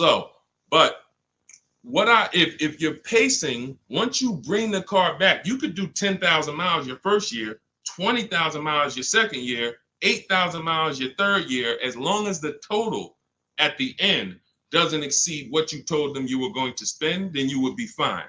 So you're not over your miles, you're pacing to go over your miles. So here's what I'm going to give you, Nairobi, because this is a very, very complex thing when you don't have calculators. When you don't have tools, it's complex unless you're really good at math. But what I'm going to do is I'm going to put this comment on YouTube and Facebook. Now now in my book, I have calculators that I've invented. This is actual software that people who use my books and who have worked with me since 2021 have gotten to use. These are things that I looked around the industry and I saw things that people needed to know that didn't exist. So we had to actually build them out ourselves. And so that's why when you get my digital book, you have access to like 5 different custom calculators that we made that no one else uses. So one of them is this lease penalty calculator. Now, if you're pacing to go over your miles, here's what you got to understand. If you call a dealership, one of the biggest lies that they're going to tell you is, come on in, I'll take care of the mileage, or I'll take care of the penalties, or we'll get you out of the lease. Who's heard that before? Type me if you've heard that. Type me if you've ever spoken to a dealer, if you said, hey, I'm going over my miles, or hey, I'm thinking about, I want to get out early, and they said to you, no problem, come on in, we'll get you out of that. Don't worry about your old payments. Who's heard that? Who's heard that? Okay, type me. I told y'all, you got to stay by your keyboards when you're on these live streams. This is not, you're not watching somebody play video games where you could just be like, all right, yeah, let me just watch this person. Nah, this is active learning. This is stay by your keyboard because we dialogue with each other. All right, Latesha, I see you. Carol, yes, I see you. Harold Driver, yes, I see you. All right, so here's what happens. Those payments and that penalty that you drove over your miles, they don't get taken care of. They get rolled into your next deal. The only way lease payments disappear is if they have something called a payment waiver. And that's for loyalty in some cases. They don't say, hey, you got a Honda, you're buying a Toyota, we'll waive those old payments. They'll say, we'll take care of them. But what that means and what you need to know and what we know is that means I'm rolling them into your next car. So you're paying for that car in this new car. We don't like to make deals like that because it's baggage. It's baggage. So what we want to do is we want to find out if we're pacing to go over our mileage, does it make more sense for me to get, thank you, Tim. That's actually a good statement. Ain't nothing free. That's a good statement that a lot of people don't understand. When they say, hey, I'm throwing in these floor mats for you. Hey, I'm throwing in key protection. That means there's so much money in the deal that we have to actually, it's something called padding the deal. The finance manager and the team, they're trying to just pack. We got so much profit in this deal. We need to figure out how to allocate some of this so it's justified So when you hear them say that, oh, he threw in all this, he threw in all of this for me, that means you got a horrible deal. Sorry to tell you, but I got to give you the bad news first so that you understand. All right, it's smoke and mirrors, but I'm not gonna make these mistakes again. You have a whole billion-dollar industry that is really hell-bent on keeping you shopping the same way you've been shopping, because it keeps them on the Fortune 500 list. It keeps them publicly trading at a good profit. But our people and the people who listen to us, those of you who locked in, you're gonna be the ones that everybody else buying up here, but we buying down here. So let's get back to this point. So you want to see if I'm pacing to go over my mileage, does it make more sense for me to replace the car now? In which case, my payments would be due. If I stop my lease 3 months early, and in Nairobi's case, she has 19 payments left. If she was to go and stop her lease now, those 19 payments get billed out immediately. So if she walks into a dealer and says, hey, get me out of this car, they're going to try to either see, can they buy it, or do we make the payments and roll them over? What happens most of the time, and it's usually a better situation, guys, is you would use that lease penalty calculator, you put in how many miles you're driving per month, and it's going to tell you, if you go all the way to the end, this is how much your mileage penalty would be. I had somebody who I work with use that calculator. He found out the mileage penalty would be a little over $2,000. But if he got out now, his payment and mileage penalty would be $5,000. See, first thing we want to do when we find out we're going over mileage is, let me try to get out of this car. Oh, you don't realize that that's a bigger penalty you're paying, breaking the lease early, versus go to mileage, and then you find yourself a below market deal. You get yourself a deal like this. Get yourself a deal like this, because I told you I'm gonna be showing a lot more people. We had so many people get cars over the last couple of days. We gonna be showing these people. Look, this is Melissa. Melissa got a 2025 Honda Pilot EXL. She got a 15,000 mile a year lease. And oh man, I didn't even when I screenshot her, hold on. When I screenshot her deal, I didn't open it up with all the details that she shared. So hold on, stay with me, because y'all got to see this. She got a 1.27 lease. And if she would have let's say she was in a situation where she had a $2,000 mileage penalty, it would be simple for her to just literally roll that mileage penalty over here on top of her 1.2% lease. So this was her full deal right here. It says 15,000 miles per year, $597 a month. And look, she sold her old car because she was used to financing. This is the perfect example of someone who was taught never lease, never lease. She paid all this money to finance these cars. She had a 2018 Kia Sorento, and she would normally go in, trade that car in, and then use whatever equity she had, 5,000, 7,000, 8,000, as a down payment towards her next finance. And she just kept doing it over and over and over again, paying high payments, losing her equity. So she discovers me. She finds out she's not keeping cars 8 years. She's like, all right, if I'm not keeping cars 8 years, I'm not breaking Deshone's 8-year rule. I'm going to shop for a lease. So now she shops for her lease. She gets the same car she would have gotten and paid tons of money for, $800-900 a month for, because she was financing it. But now she actually she financed, she gets her new lease, $597 a month. And look, she did her offers, the 6 offers I told y'all to do, 10 minutes ago, $12,000 in equity. So she goes in, she gets the new car, no money down, $597, drives off in a brand new $50,000 vehicle. Then she gets a check and she puts it in her bank for $12,000. It's the way the money moves. If you understand what I'm saying, if you're starting to, even if you don't get it all, if you're starting to understand type of dollar sign, it's the way the money moves. This is already a woman who likes driving newer cars. It's obvious. She has a 2018. She's going to upgrade it. So she would normally just go trade it in, finance another car, keep it another 5-6 years, trade it in, finance another car. It costs big money to finance these cars. It costs huge money. So now what she did is she said, okay, I drive 15,000 miles a year. I'm just going to get a 15,000 mile a year lease. If she would have got a 12,000, payment would have been $25 less.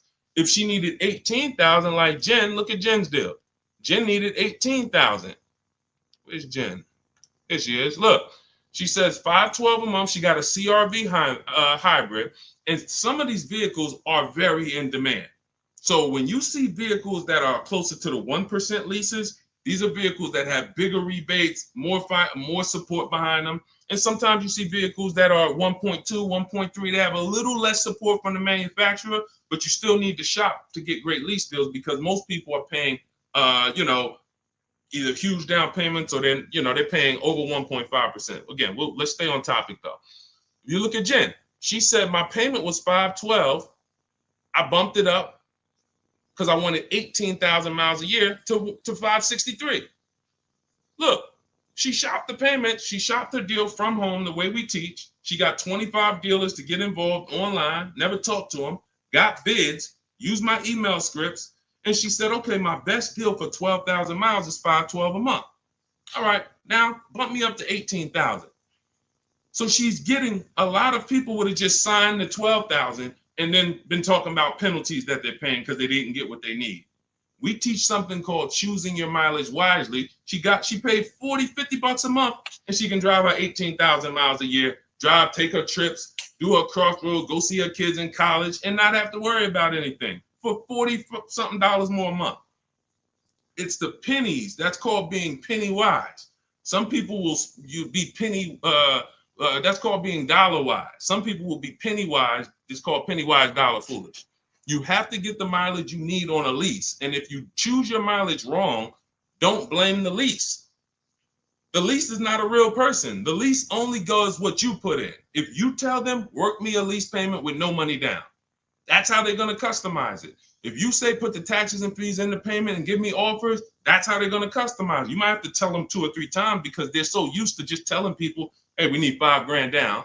So you might have to tell them that, but the lease is based on you. If you say, hey, I need 25,000 miles a year to drive, that's what they're going to quote you. That's what they're going to customize. So we always shop with 12 and then we adjust our mileage later. But that's what you need to see, Nairobi. So you're going to see, use that calculator I put the link for. It'll tell you whether it makes sense to get out now, later, or at the end. But the last thing I want you to compare that to is the equity assessment. I want you to go to CarMax, go to Driveway, go to Carvana, go to KBB Instant Cash Offer, go to Driveway, go to AutoNation, go to Car Gurus, get those 6 cash offers because you may be able to sell your car. And in which case, if you sell your car, all is forgiven. If you sell your car, there's no penalties, there's no nothing because you're actually transferring the title and the buyer is paying the company off. So do that equity assessment. But when you go to those websites, you must put in, when they ask you, is it a finance, lease, or own, put own. Don't put lease because it triggers something in their websites. Now, if y'all are like, you're like Deshone, I'm not going to remember all of this. Get the blueprint. That everything I'm teaching you is out of my new digital book, Cars from Home, 7 Steps to Saving Time, Money, and Avoiding Dealerships. It's already 5-star rated. Shout out to the people on Goodreads who have reviewed it. We're at a 4.9 rating. We got 4.9 overall, 58 ratings, 40 written reviews. Shout out to everybody who's came and told their story about this book since we launched it a few months ago. And you can go and see what the public is saying about it. This ship has sailed. You can get your copy for 75% off for the next 30 minutes. If you visited the website in my TikTok bio and my Instagram bio, once that gets to 0, there's a countdown, 30 minutes. Once it gets to 0, the price of the book goes back up to $97. It's still worth every dime, but I'd rather you pay $24 instead of $97. So on Instagram, TikTok, your 75% off is in my TikTok bio, in my Instagram bio. Get it before the countdown expires and you'll have the blueprint. On Facebook and YouTube, we have a link in the comments for you pinned for you to get your copy for 75% off for 30 minutes only. Again, if you're like Deshone, this is good, but there's no way I'm going to remember all of this. You can watch the replays, get it however you want it. Our system is step-by-step, and it doesn't involve talking. Everything we do is online tools. Okay, go ahead, Dolan. Let me take a sip of water. Next question. And you can buy more miles on the lease. That's a good point. A lot of people don't know that though, Tim. They really don't. You know, they might have signed a bad lease or heard somebody sign a bad lease, and then, you know, usually what signing a bad lease is overpaying for it or not getting the mileage you need, or both. You get them. I've had people who know they're not going to drive 10,000 miles a year, but because it's $40 a month less, or because they don't know, just pay $40 more and get what you need. They'll just take the 10,000. It's a horrible decision, and it leads to a terrible lease experience. All right, this is Teneros. How much should I put down as a down payment? It's a great question. So what you want to do is understand that down payment is nothing but payment management. It is not deal management. You don't want to fool yourself into thinking that because you got a good payment, you got a good deal. That's what down payments typically can do to a person who's not really good with math. You'll say, all right, I need to get my payment to 400. Now you're looking at a car you like, and you're like, I need to get my payment to 400. Now they tell you, okay, well, you end up putting $10,000 down and your payment's 400, and you think, okay, I got a deal. I'm at my payment. You didn't. You are doing one of the cardinal sins that we don't do here at Cars from Home. You're mixing transactions together. What does that mean? Almost everybody who's financially savvy when it comes to cars is going to separate their loan from the purchase price of the car. These two things are unrelated. You shop for the price of the car separate from the monthly payments. Because when you separate, you realize one thing. When most people are giving car dealers 3 transactions and not realizing it, they're buying a car from them. That's one transaction. They're giving their loan to them, or they're letting the dealer get them a loan. That's another transaction. And then they're trading in their car to them. That's a third transaction. So a person looks at it as one. I just made a deal with a dealership. No, you just actually did 3 transactions in one. And what happens, the reason why that's so bad is because you can't bid any of them out. In order to make sure you got a great deal, you need a great deal on each of those 3. The car you need to replace, you need to get the most money for that. The most money comes from bidding it out on the market with the strategies I just said 5 minutes ago with the companies that I just named, the equity assessment process. That's bidding that out. Now, we bid out our loans. Who's going to give us our loan? Who's going to give us the best interest rate? There's plenty of banks that want to compete for our interest rate. Plenty of banks that they don't even sell cars. That should be a clue to you guys of how much money is really in cars, because there's companies who don't sell cars. All they want to do is loan you money to buy a car. That means there's a lot of money in the loan business. So we bid that out. And there's a way we use a strategy. When you get my digital book, you get something called the Bank Bidding War Blueprint. This is how we make banks and credit unions bid for our credit, bid for our loan. We have 20, 30 people bid without affecting our credit negatively. There's a specific way that credit bureaus allow you to do this. It's called rate shopping, where it's within a certain window. But if you're getting pre-approvals with hard credit pulls and then you're going out shopping, you're not going to be able to do this, because you're going to get a hard credit pull here. Then a month later, you go find your car. That pre-approval expires. Now you got to do another hard credit pull. You already hit your credit twice, and you're outside of the rate window. It's just what most people are doing. And that's why when you get a pre-approval, most people become scared to shop now, because they don't want to let anyone else run their credit. So you're limiting yourself. But the Bank Bidding War shows you how to have unlimited people bid for your interest, and we do that after we find our car. But the third transaction is when we're going to buy a car now. The car we're buying, we're going to shop the used car market, look at all the marketplaces. I have a strategy I call the multiple marketplace strategy, where we're looking at all these websites like Amazon. I mean, we're shopping like we're shopping for a TV on Amazon, Walmart, BestBuy.com, but except we're on these car websites. Now we're narrowing it down, narrowing all the inventory down to the top 5 choices, and we're narrowing it down based on title, service records, accident history. We're verifying there's no bogus fees, and then we come up with our top 3 after we get the new car price of these vehicles. This is all, again, step by step. And some of you, you're like, this should be expected. This is what car shopping should be like. Car shopping is not like buying a TV. It's closer to buying a house. So although we do this in 2 hours, if you follow my strategy, you can get deals in 2 hours. Without these things, you're now winging the process. But first things first, when you determine, when you add to this question was about how much money should I be putting down? When we separate our transactions, now what we've done is we went out and we found the car we want at a below market price. Now we go to our lenders and we start the bidding process and we say, okay, who's going to give me the best interest rate? And whoever gets me the best interest rate, now I put it together with the car that I have on hold. And I say, okay, what's my car payment now? And they may say, okay, well, if you finance the whole thing, your car payment's, $580. Now you might say, okay, I think I want to be at like $499. How much do I need down? Well, about $3,000. Okay, perfect. That's between you and the lender.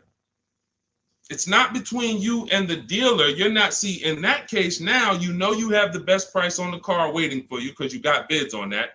You got the best loan because you got bids on it. And now your down payment is actually going off the principal of the car, not it's going to pad the deal and the profit from the dealer. If you got that, type $sign. If you got that on TikTok, just start double tapping the screen, running the like sign. That is why it's important. We call that the 3 pillars of great car deals. You'll have to see these 3 pillars separately. Who I sell my car to, I'm bidding that out. Who I get my loan from, bidding that out. Who I buy my car from, bidding that out. And that allows you to sit at your computer and make all the money on your car deal and have these deals that, all of these people are making these deals at home. Look, this is India. She said she started using my strategies last year, but she shopped the market at the time. She was shopping for a Toyota Corolla, and she did not like the offers at the time. That's the benefit of starting these strategies way before you need a car. Look, we got people who get cars in 3-4 days, but when you have time, you can shop the market. She didn't like how the offers looked, and she waited. She said the best of all my offers were over 1.5% with no money, with no one budging on my counter offers. Fast forward 2024, I had to find a car in 2 weeks, so I got to work. In about 5 days, I walked out with a 2024 Hyundai Elantra Limited, $36,000 for 36 months, $12K, $365 a month, no money down. Boom, $365 a month, no money down. The MSRP was $28,725, making it a 1.27 deal. People would kill right now to be able to buy a car, drive a brand new, dependable car, fully warranted car, shop from home, never had to be stressed out in a dealership, begging for discounts. She's sitting at home and she drives off at $365 a month, brand new car, no money down. This is what it's about, people. It's about learning the strategy so that you keep the most money in your household. Okay? Everything I'm teaching you, everything India used is in my new digital book, Cars from Home, 7 Steps to Saving Time, Money, and Avoiding Dealerships. You can get your copy as part of our launch offer for 75% off in my TikTok bio or in my Instagram bio, but it's only for 30 minutes. After 30 minutes, the price goes back up to the $97 price, which is still great. If you missed it, and you're like, Deshone, I missed it, but I need these strategies. Listen, it's $70-something more. And the strategies you're going to use to save we can't even quantify it. We showed you earlier, somebody saved 25 grand off their price, almost 30 grand off her Mercedes. You've seen discounts of 6,000-7,000. You've seen ridiculous pay. It doesn't matter. The value you're going to get far outweighs the cost. And here's one thing. Financially wise people look at value. Financially foolish people look at cost. Let that sink in.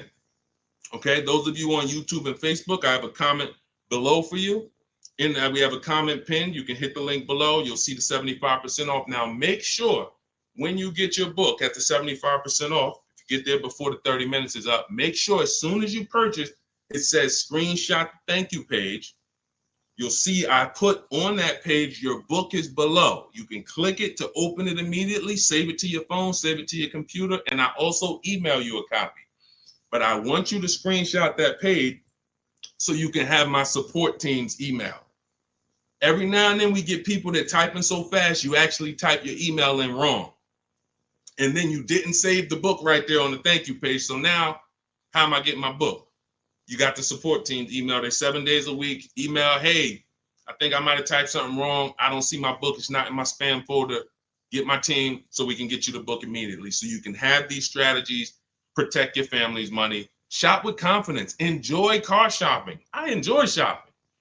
These people are like, enjoy. Look at what Adina said. Look at what Adina said at the end. She said, thanks to Sean. Hold on. Thanks to Sean for making the car buying process easy. And I want to upload this because it got cut off too. So I'm going to upload this. Thank you for making the car buying process easy. I want you enjoying car shopping. You're about to spend a ton of money. Why should you dread? Look what she said. Last sentence. If you're on Instagram or if you're on YouTube, you can see it. So, all right, Dolan, next question. Let's fly through a couple more. We still got some more time. Come on, y'all, keep typing. Lalia, yes, we send emails out all the time. In fact, everyone who had the book, I literally sent a new copy out to everybody on our list. It was like 9,000 people, maybe a month ago. So, like, go through your email, check your emails from me, because we do that every now and then. Like, we'll literally just update the book and blast the new copy out to everybody who bought one. So check your email, check your spam. You know, I've sent you that book. If you purchased it last year, you've gotten the new book probably at least 2 times, 3 times. We've updated it and sent it out to everybody. Okay, Kevy Kev, good to see you. What are the basic pros and cons of leasing? I know nothing about it, but my husband's considering it. Good question. Let's talk about the cons of leasing first, because I speak a lot about the benefits. The cons of leasing are you always have a payment. Now, some people who buy cars and they always trade them in as soon as they pay them off, or they trade them in before they paid off, they replace them before they paid off. Like, you know, we had the young lady earlier on the stream. She said, I still owe $18,000. I'm about to go and buy another vehicle. So she's always used to a payment anyway. So that's a con. You're always going to have a payment. Another con is you can't beat the car up and not realize the losses. Now, let me be clear on this. People think when they own a car, they can do anything they want to it and not realize the losses. But I want to be clear. If you follow me, let's say a person buys a car, you own it, you put a lift on it, a big exhaust system, one of the big, the joint is loud. You customize that car. Did you raise the value or lower the value of the car? Type it in. Did you raise the value or lower the car? If a person does all of that stuff, customizes the car, did they raise the value or lower it? Thank you, Cam Newton. Lowered it. So let's say a person was going to sell a car, and somebody looked at it and said, hey, how much is you going to pay? You know, they're going to pay $20,000 to buy your car. Now, you're like, okay, perfect. Now you go and you do all of this stuff to it, put the engine, put the exhaust on it, boom. You come back 2 days later, and you're like, hey, yeah, I want to sell you the car for $20,000. Now, they hear that new exhaust. They hear all that stuff you put on. They're like, nah, I can't give you $20,000 for that. And that thing probably worth $16,000 now. I don't know. What'd you do to it? So I'm trying to get you to see what I call the unseen expense. This is depreciation. Everything we talk about when we talk about leasing versus buying, we're taking into account how we're going to avoid major depreciation. But people who purchase don't often think that they don't actually understand that whatever they do to that car, if they drive 40,000 miles on it, they just lost money. If my car was worth 20 today and then I drive 30,000 miles this year, that car is going to be worth 10. I'm destroying the value. So you pay for it either way. So when I say that one of the cons of leasing is that you can't do anything you want to the car, well, you can't without paying for it, but you also can't when you own it without paying for it. But if you do that, you have to restore it to its original condition. Now, another con of leasing is you have to be able to estimate around about how much you're going to drive. So people who are like doing Uber or something, you don't know how much you're going to drive. There's a reason I don't tell business people who do those types of businesses to lease, even though they're not keeping their cars a long time. there's a better structure for you guys. Leasing is not it, because you don't know how much you're going to drive. If you have a good year, you might do 40,000 miles. If you have a bad year or a rough year, you might do 20 or 18,000 miles. So you can't predict it. So with leasing, you have to have an enjoyable leasing experience. You have to have some type of an idea when you're going to, how much you're going to drive. Now, one of the biggest cons to leasing is you can overpay by a lot because it's not transparent. It's not transparent. Could everybody who shares, there are a couple people on here, you always share the broadcast. I appreciate you. We need you. Can you hit the share button, hit that arrow, hit that paper plane, and tag one friend in, just in case they might be going to the dealership tomorrow. We need to make sure that they have what they need to win. So shout out to the sharers. We can't do this without you. Now, when you consider that you can overpay, see, when you get a purchase deal, everything goes on that receipt, the buyer's order. You can plug that into a calculator and you can match those numbers up. You might not be used to doing it, but that bottom line price, you can plug that right into a basic auto loan calculator on hundreds of websites, and you can make sure that your payment matches. You can't do that with a lease. There's all types of potential to hide money in leases. You can hide money in the interest rate. You can hide in the money factor, because you can't use your own financing with a lease. You have to use whatever bank or leasing company the dealership who's running the promotion is using. So that gives us potential to be overcharged for our money factor or our interest rate. There could be rebates on that vehicle, $2,000, $5,000 rebates. Look, when Sean was shopping for his F-150, some of you have seen it. It was a $15,000 rebate, $15,500. He wouldn't have known about that if a dealer's not going to come in and tell him, hey, it's $15,500 rebate on this. No, some dealers might say nothing. They won't even mention it. They'll just try to negotiate. Hey, how much could you, they hoping you say something like this. Can you get me the invoice price? Can you get me to the invoice price? If I could get you the invoice price, can we make a deal today? Yeah, I always heard that, invoice price is a fair deal. Okay, no problem. Let me go get it. So they're not going to tell you anything about, hey, we got $15,000. He didn't ask about the rebates. He didn't ask nothing about rebate. He don't know anything about the rebates. Let's go take off $5,000, get him the invoice price. We're going to make $20,000 profit on this deal. So this is how it works. This is how it works. So with a lease, you could have the same types of incentives. And the thing about leasing is when you go from a finance to a lease, your payment is naturally going to be lower. Even if you get a bad deal, your payment's going to be lower. If you're used to buying $50,000 cars and paying $900 or $1,000 a month and putting 10 grand down, that same $50,000 car is going to lease out for like $800 with a bad deal. So people will walk in and think they won. Oh man, it's lower. It's lower than when I used to buy these. But you don't realize that, if this was a vehicle like Zafrina here, and look, this was a $60,000 vehicle, $65,000 Jeep Grand Cherokee. Now that vehicle, she's paying $579 a month for, no money down. So you walk in and you get a vehicle like this, and you think, oh, they got me the lease at $800. It's a $65,000 vehicle. I had to win. No, you lost big time because there were so many rebates and incentives that you didn't understand were there, and there's no way you're going to get them to reveal them to you. The only way, and I've been in the car business since 2006. I left in 2020, and since then I've been helping people make deals around this country. The only way to reveal what all the rebates are is 2 words: multiple offers. It's the only way. You're never going to negotiate your way to finding out what all the rebates are, because one deal is going to tell you it's $3,000, another deal is going to tell you it's $5,000, another deal is going to tell you it's $8,000, another deal is going to tell you there's no rebates. That's why when we sit back and we get multiple offers from home using the strategies in my digital book that you'll have access to immediately. Those of you who got your book, I see a lot of you saying, got the book. All of this stuff is scripted out for you. Now, you could do it manually, too. You want to call around the dealerships, ask for the sales manager, ask for a manager, try to bypass salesmen, because salesmen are trained to distract and waste time and make it hard, especially by phone.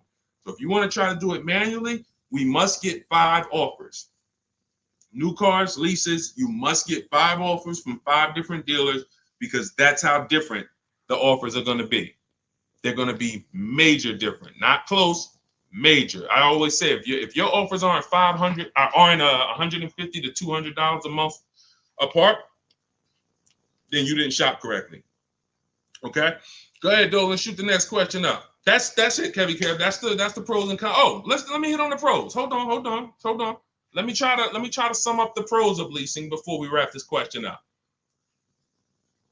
Pros of leasing are when you get below market leases, you're driving new cars, warranty cars, always under warranty in most cases. Something breaks, you call a dealership. Hey, this broke. Come on in, we'll fix it. You're under warranty. When you get below market leases, you're driving new cars for cents on the dollar.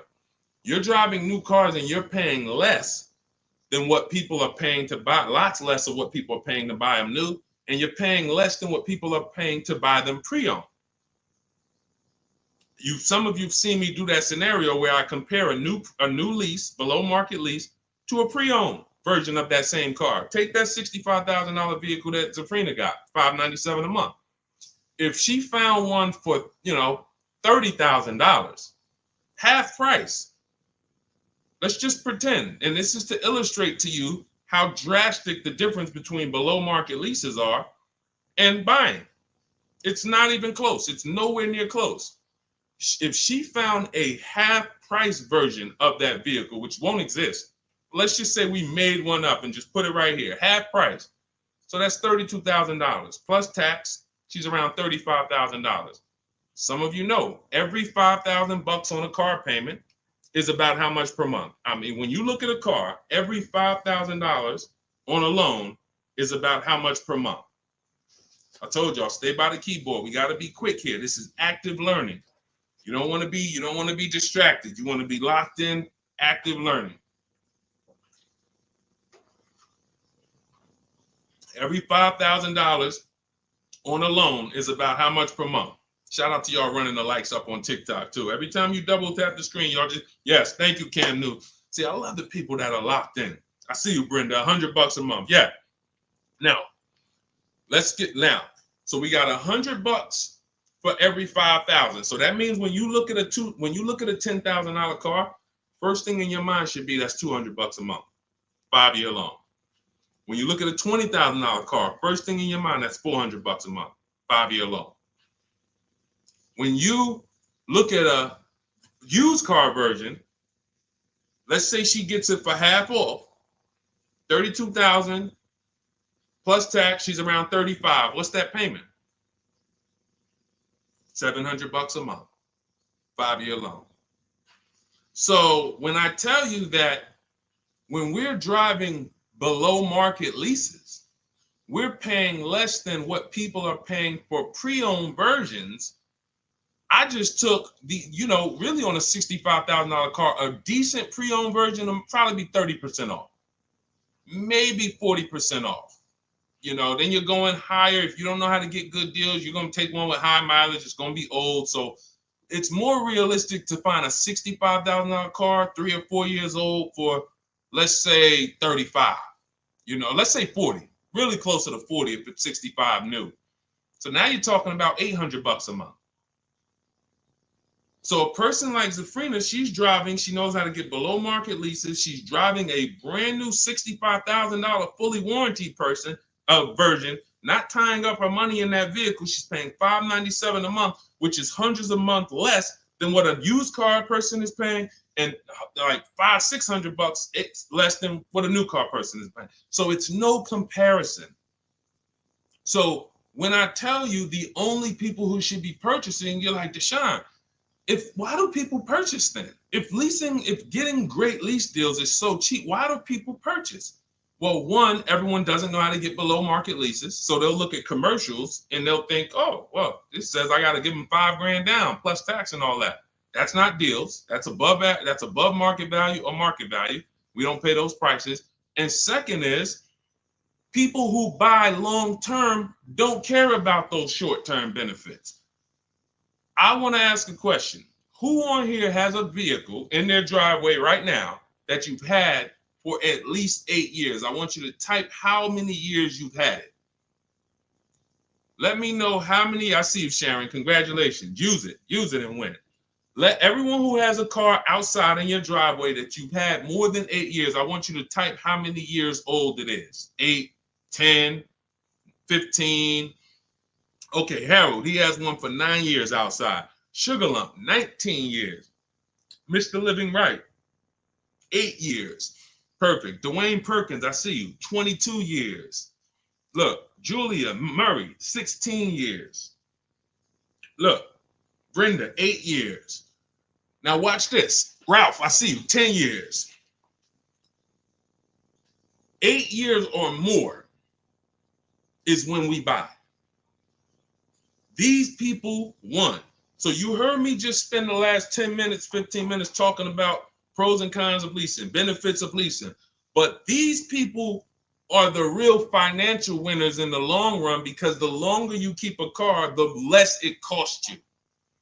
I'm not a fan of people leasing who have the discipline to keep a car for 10, 15 years, 12 years. I would never tell people lease who's doing that. I'm trying to get the people who say, it's no way I'm keeping a car near that long. I've never done it. I don't enjoy it. I'm not going to do it.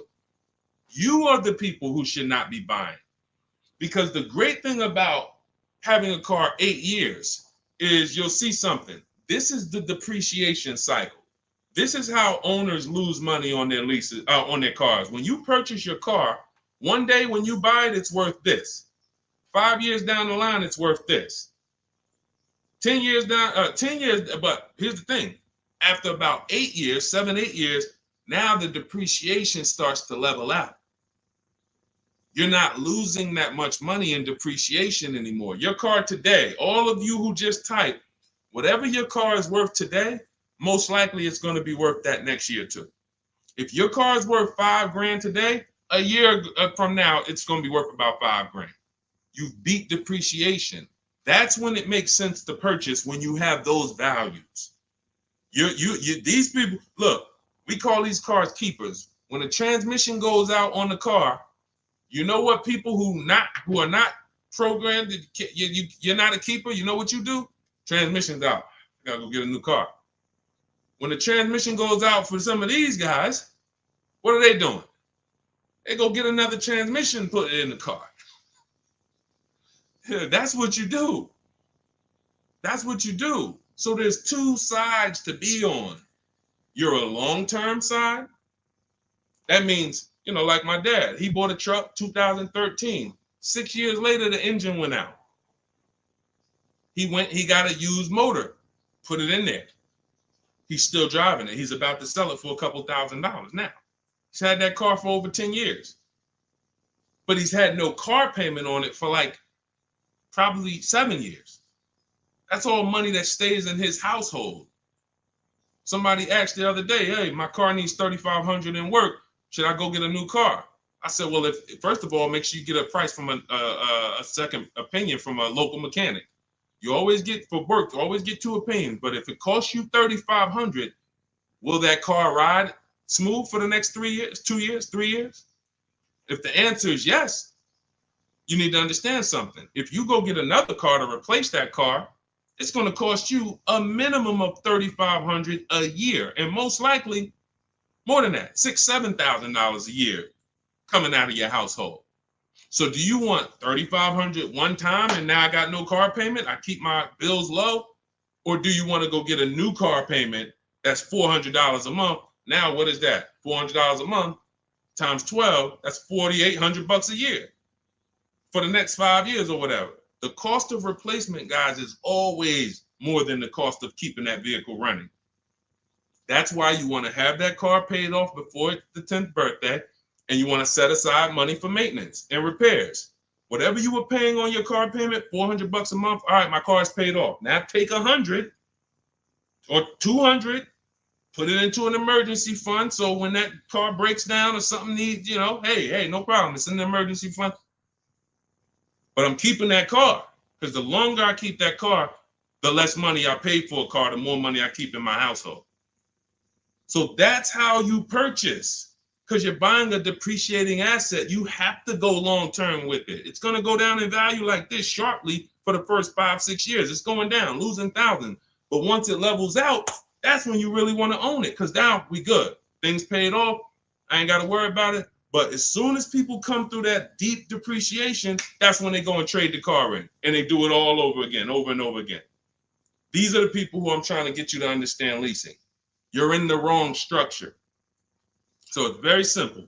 You're not keeping your next car 8 years, you should be leasing, shopping for below market leases. You're keeping your next car at least 8 years, you're shopping for a below market purchase.